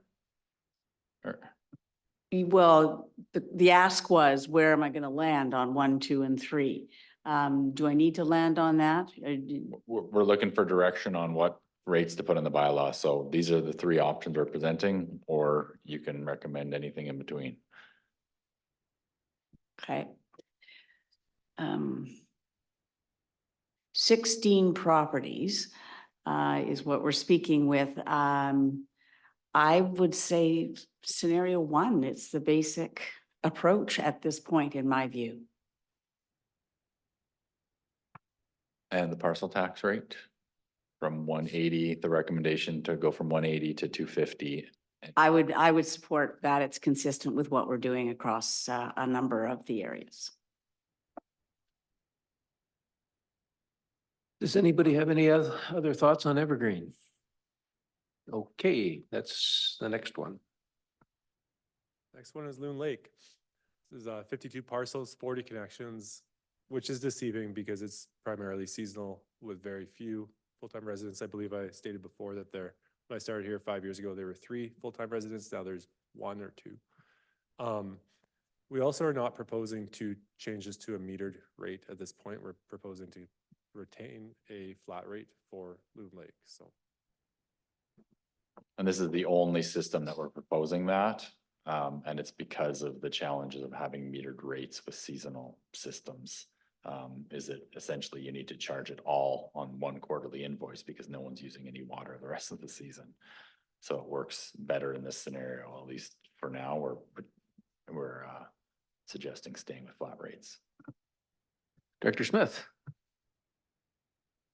So in talking with the maintenance guy that does all of the servicing up there today, he was mentioning to me that the manganese is the problem with the boiled water situation. And he was telling me that the last couple of tests that were done on the lake water was fine. But by the time it traveled through this trench into the reservoir is where it picked up all the manganese. So I don't know whether you can change that over and put a pipe rather than a trench or whatever, but he doesn't seem to feel that it's a real big issue to fix the problem. And he also, in his mind, and I have to trust him because he's the guy that does all the servicing, feels that the system is not really broken, that it just needs some tweaking and blah, blah, blah. So saying that, I'm saying, I don't even have my note. Loon Lake, scenario 2, 10%, 250 parcel tax. Anyone have any other thoughts on that? So, Thank you. so just for clarity, you said scenario 2, but then you said 10%, and it's 8% is what's here. So No, 10. go 10% per year. Okay.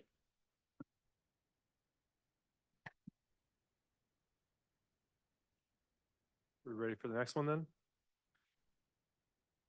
Maple Mission. 28 parcels, 21 connections. This, groundwater source meets the requirements for, drinking water, and it's a single well lacking redundancy, so.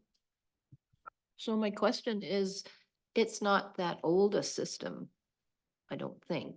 How long do you think it is before it needs a rebuild or whatever? Do you have a guesstimate on that? We are doing maintenance on the well. We rehabilitated it this year. Groundwater, I don't know. Yeah. it's I an don't know unknown. groundwater, Okay, especially these conditions. I have no idea. We do have a lot of information, tracking the well levels. And this well in particular sees a groundwater table rise increase at the spring melts. So that tells me it's influenced by the snow up the snow. the hill. yeah. But if there's less snow, there's going to be less water. Okay, It's anyone's guess. it's a guess. I would go with number 2 and with the 250.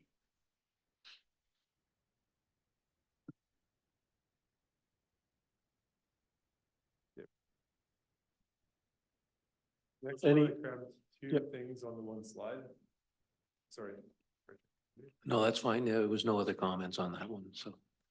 So Pritchard Water and Sewer, this is the one service area that we provide both water and wastewater service. And we have 196 parcels here, 166 connections. We have received a grant for a membrane or a water treatment plant, so to meet the 43210 guidelines. And we also have grant funding for the wastewater treatment renewal of the asset there. However, this exhausts our reserve funds, takes them to zero. So we've used the grants, leveraged the grants to replace existing infrastructure that's at the end of its life and to build new infrastructure, which is going to require some planning ahead for. So Pritchard Water and Sewer, both, the resident or customer in Pritchard will pay for both of these. So we have to keep that in mind. The parcel tax as well as $180 per service. So right now it's $360 combined. So scenario one on each would result in, 2028, we're looking at 500 for parcel tax plus the 2,000 for water sewer. So $2,500 for both services. Scenario three, if you combine them, you're a lot more than that. But scenario two, somewhere in the $3,600 range, I believe it works out to.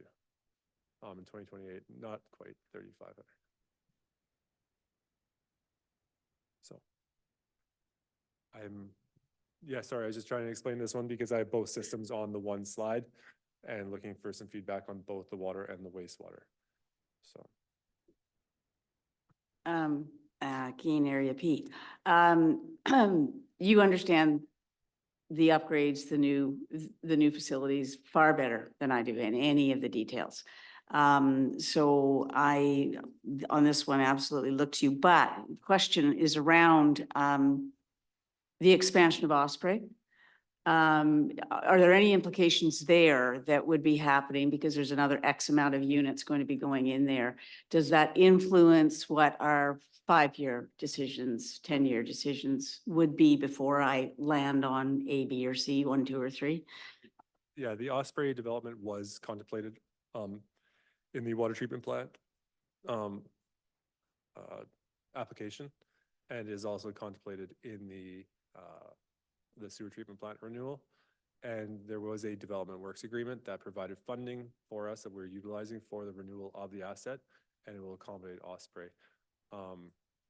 Osprey is metered as well. So we have that well covered and documented in this whole scenario on this. And as far as I think what may be deceiving on here is that we have received the grant for filtration and we have the grant for the treatment renewal. However, we still have an awful lot of pipe in the ground. We have an awful lot of pipe and fittings in the ground, underground, the stuff you can't see, the hidden assets. So it's not just the sewer treatment facility we see on 5 acres with the shiny new water treatment facility. You have to get the water to the customers and get the wastewater back.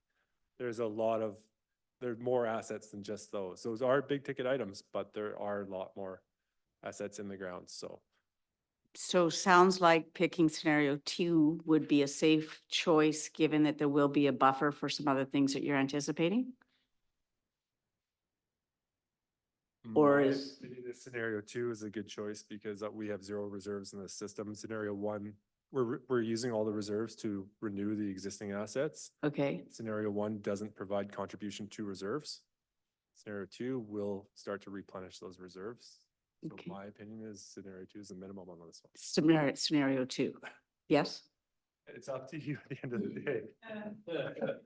I don't know what the ratepayers in Pritchard can, what they feel like for this. I know that they do call us, some complain, some love the work that we do.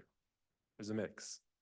Okay, so for clarification, if we went with scenario 3, that gives us an added buffer.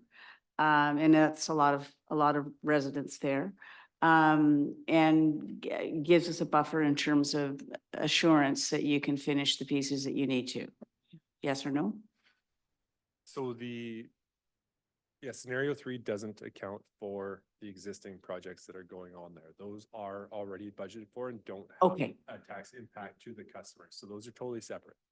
The water plant, filtration plant grant and the wastewater renewal are already budgeted, accounted, funded, done.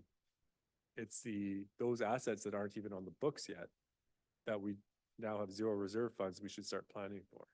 So, and this is 2 separate rates that they're going to be paying. So if you go option 3 with both, they're $5,000 or $6,000 a year Okay, for both. yeah, for Whereas- over 200 people. Okay, if you want to continue through the roster, I want to give this a bit more thought for a moment. Sure, let's move on to the next one. Next one is Savino. 328 parcels, 270 connections. This is a system that isn't just 19mm services. We do have some larger commercial customers and industrial customers here. So our parcel tax, we're currently debt servicing for the new reservoir that was built and for some miscellaneous pipe work that was done to accommodate that new reservoir. Still requires a water treatment facility, and we still have aging infrastructure, a lot of asbestos concrete pipe from the 70s, and some galvanized stuff in there too. So large system, lots of piping. Thank you. And Savino's in my area, so I'll just ask right now, what's the debt servicing load right now?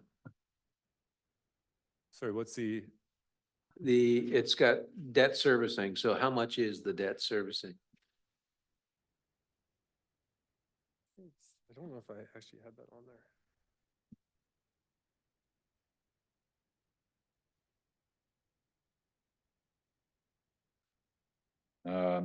So the total parcel taxes collected in 2023 was 123,000, and 59,000 of that was the base parcel tax going towards operations. So approximately $64,000 was going towards the debt servicing.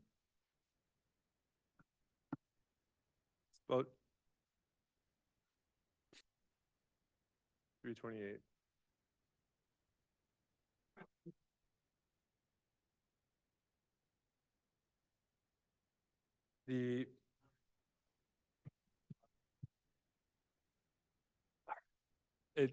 It might not be that simple because some of the debt some of the customers may choose to commutate. the Yeah, debt. but So yeah, anyway, yeah. that's roughly the calculation. We just can't guarantee that that's the exact number. But 200 is a more or less decent figure for thinking about all the additional costs here. Number one, I'm in favor of the parcel tax going up consistent with all the other areas. So that's a given.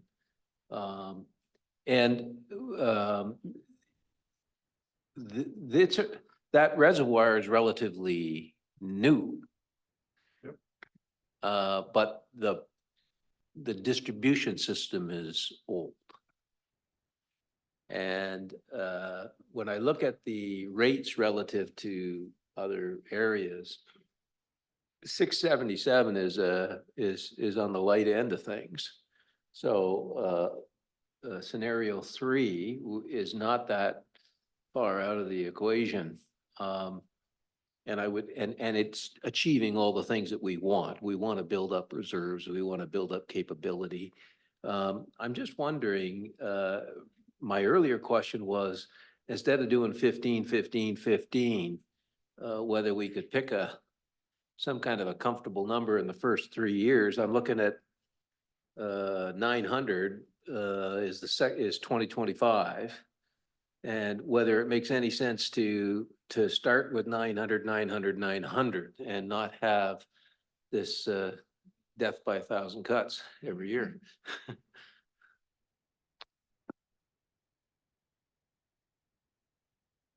So you want to target 900 as the average customer rate for this table and use that percent to?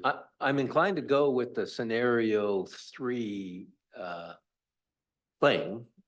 Mindful that we want to get water filtration, we want to do a whole bunch of other things, but it's not that big a jump relative to some of the other areas.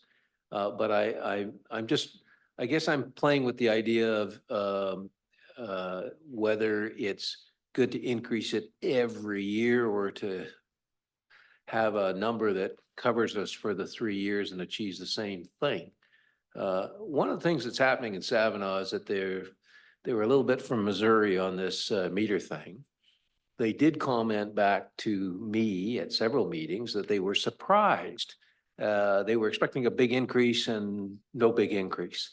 So this idea of sort of consistency has some appeal, I think.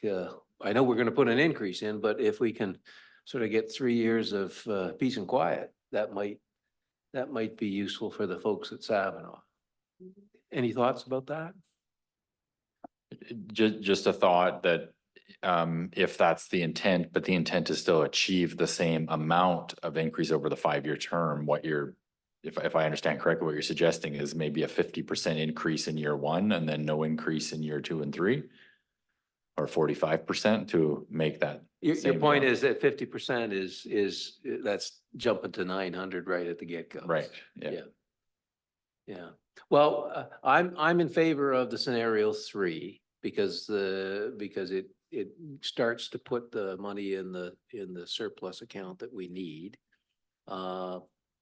And I guess we could talk about smoothing that out once we see your proposal in. I mean, that's a nuance to the increase, isn't it? Yeah, so our target is 102% over the 5 years, whether we split that 100% increase, in 3 years and then go zeros, or front load it, back load it, however. That's the. Okay. I know we've got other ones to deal with. So at the moment, we'll go with scenario three. And I would like to come back to you to talk about whether it's 15% or whether it's a couple staged increases. We'll come back to that, but I'm good with the parcel tax. And I'm just wondering, when we talked to the minister and we said, I know that the CAO Hildebrand said that we're hoping to get back some idea about the pilot project and the idea that we might be able to get some money out of the land transfer tax.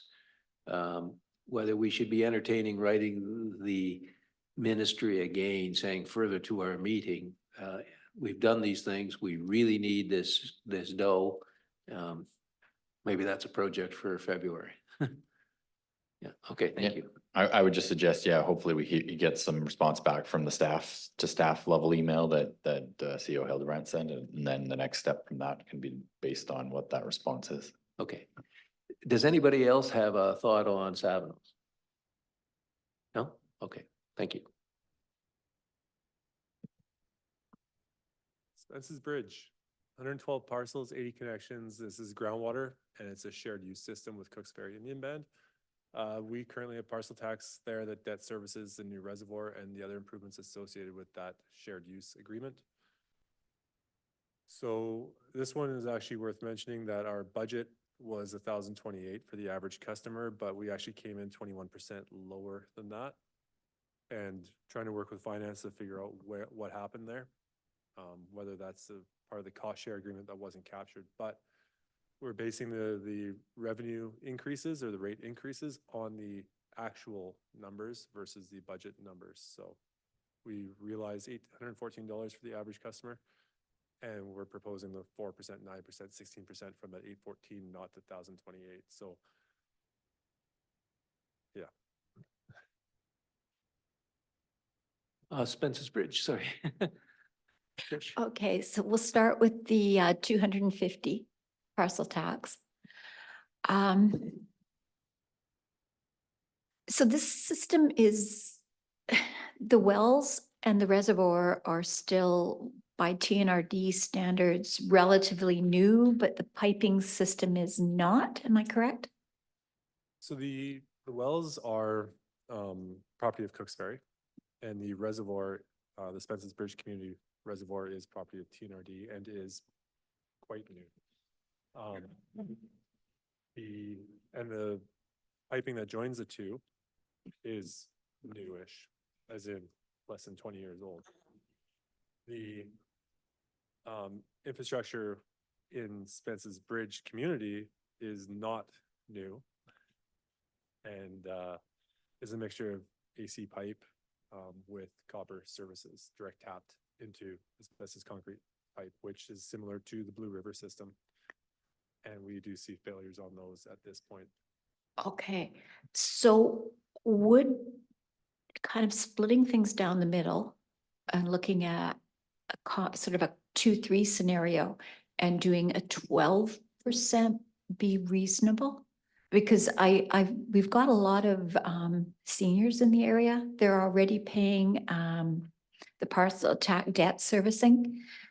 I really think that we need to put money away for a rainy day because something will go wrong. It's just Murphy's Law. I'm just trying to figure out what would be reasonable for residents that where we can have a cushion, but that we don't overburden them.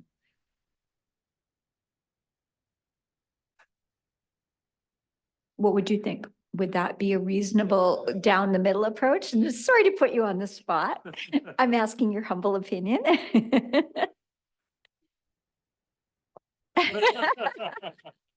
It's 2 with a part of 3. But if I may deflect from Tyrone a little bit, and I guess to turn it back a bit back to this committee, is the reason we ran these same scenarios, even though it came up with different numbers, is really for this reason: is we can't make recommendations specific to the system of what we think is going to happen. It's very difficult for us. I mean, what the comments Tyrone said were fair in terms of knowing what's underground in the system, but we don't know what's going to fail. If there was something hanging by a string, you would have already heard about it, and we would already been trying to deal with it in a panicked way. These scenarios are saying those things that we haven't found out about yet. How comfortable is the committee and the board with not having enough funding to deal with them as they come up? Okay, so another question then. The actual came in significantly less than the budget.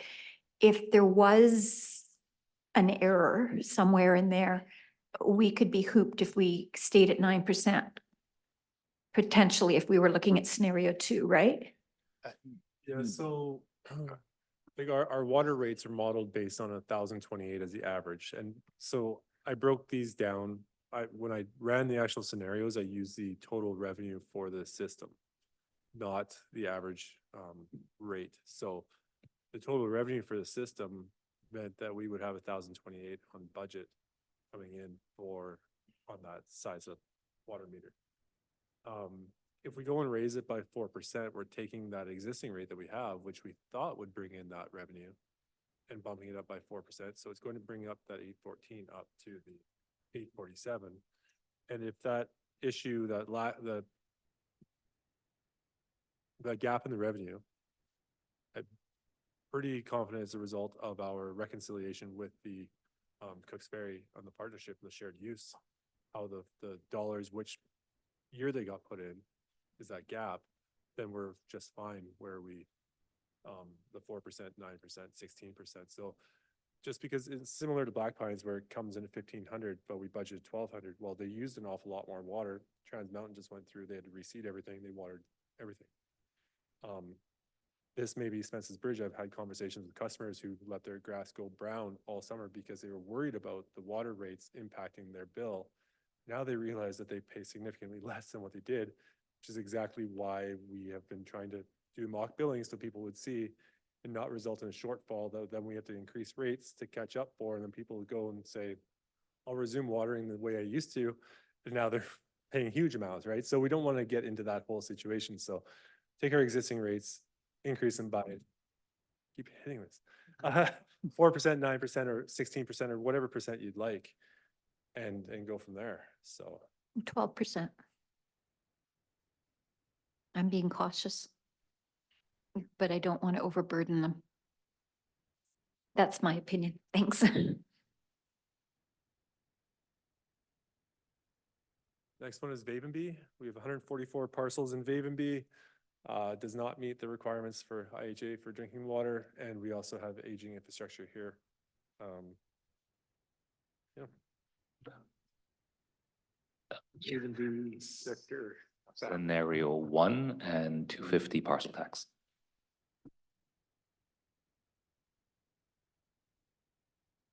Great. Back to Director Thorpe. Wallachine.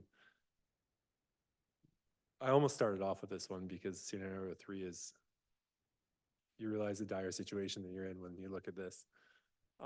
So we have 39 parcels, 35 connections. The TNRD put a new intake in Wallachine not that long ago to replace the Jimmy's Creek surface water or creek intake.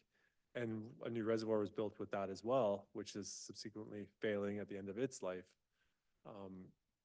We have a large infrastructure deficit because we're at the point here where we're getting with the Pritchard, where we've already replaced that asset. And so what we own to start with has been replaced once, and now that's getting to the end of its life. So we're getting this quite large infrastructure deficit there, which is driving that scenario number 3 up. Also, it's a small community, again, 35 connections. And we also have that filtration, which our operating costs are not low on this system compared to just adding chlorination. So you see some improvements in the operating costs and stuff with the new reservoir project, but that's down the road. So.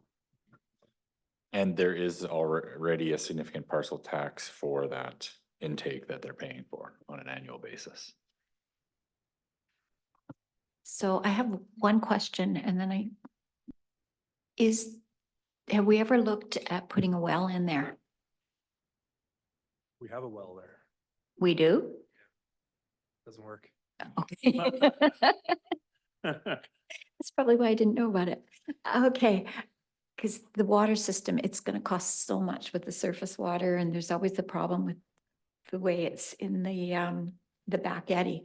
Okay, that one, I'm gonna go scenario 2, but I'm gonna say 13% because much as I'd hate to, there's just no way they can afford it. They just absolutely cannot. So let's cut that one in half. And I know I'm playing Russian roulette, but it's too much of a tax burden. Not gonna argue with you on that one. And we will go with the 250. How's that? That's exactly why I laid out the scenarios, because scenario 2 in Blue River is. It's pretty totally easy to swallow. different. But There's, scenario 2 in a Wallachine is much tougher. that's gonna So- be a hard sell at 13.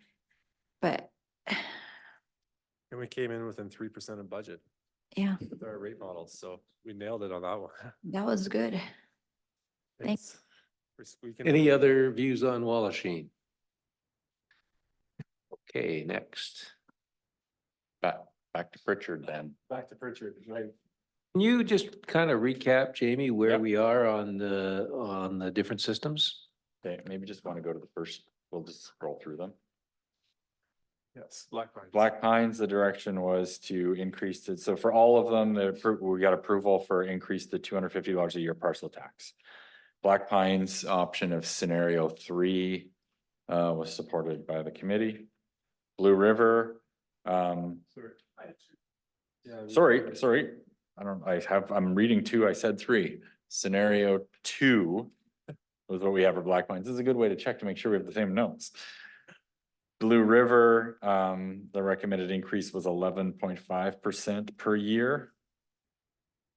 DeLauro, the recommendation was 19.5% per year. Evergreen was the scenario 1. Loon Lake was a 10% increase per year. Maple Mission supported scenario number 2. Pritchard, we'll come back to. Savanaugh supported scenario number 3 with wanting to consider different staged increases. Spence's Bridge, a 12% per year increase. And Vavenby supported scenario 1. Wallachine, a 13% increase. Thank you. So Director Morris, do you have any thoughts on Richard? Thank you, Director Grenier. Yeah, my thought is that we go with the sewer is one that I'm sensing, and please feel free to tell me I'm absolutely wrong. There's no reserves, it appears, on this, and a project that needs to get done. So I'm suggesting scenario 3 in terms of collection. Again, it's building up a reserve, as it were. And then the scenario 2 for the other piece, the development there is expanding. So again, I suspect more pressure on the utility demands. So that's where I would be going with it in my thinking. I am open to hearing from you folks, of course. Okay, so just to recap, suggesting scenario 3 for the sewer system billing and scenario 2 for the water system billing. Yes. Okay, and so those would all, and the parcel tax. Correct. Parcel tax, so the 180 recommended increase. To the 250? Yeah. Yes. Okay. Sorry, that was a given. Thank you.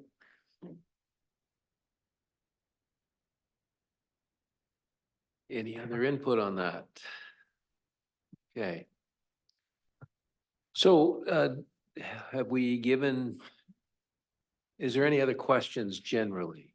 I have a question about our move forward with the water treatment. I know that we've had some discussions about Savanaugh, that we had shelf-ready projects, but that you were revisiting those. So how we doing on the revisiting part? Well, do you want to speak to Savanaugh in terms of the design? Or is there any update on that? Yeah, so we have a preliminary design from Savanaugh, which was done, sorry, I don't know off the top of my head how many years ago. Okay, so 2020. So that means it's shelf ready for a grant opportunity if and when that presents itself for that value of, I think, our updated, we're projecting probably a $10 million cost for the full project. What, if you remember, we had this discussion about what I saw down at the UBCM thing, and I was under the impression that you were going to have the engineers look at the package thing that was from 2020 and look for some revisions or some comment, I guess, on that. If I've got that wrong, I've got it wrong. Yeah, I mean, no, we weren't formally reviewing it. We took that into consideration, but we don't think there's any, there's no, in that discussion and the technology that you looked at and brought forward, it was nothing new that was not considered as part of our design, et cetera. Do you agree with that, Aaron? Yeah. Yeah, and if we move forward with an RFP, like if we were successful in a grant, we would review under detailed design what the best lowest cost scenario is. Is there any other questions? Yes, Director. Just a question to Jamie. I'm curious if you guys will update these charts and tables with our new numbers, just so that we have that information before it goes to the board. Yeah, I think that's a good point. We can update these so you see exactly where we landed on, send this out as a summary. I also would yeah, suggest that once we send that out, we'll let you know that we are starting to draft the bylaw based on that input. I'm not suggesting this, but just to clarity for the committee, that if there's reconsideration that this committee wants to do, then the committee chair can call a meeting as needed to revisit and rediscuss any and all that was discussed here.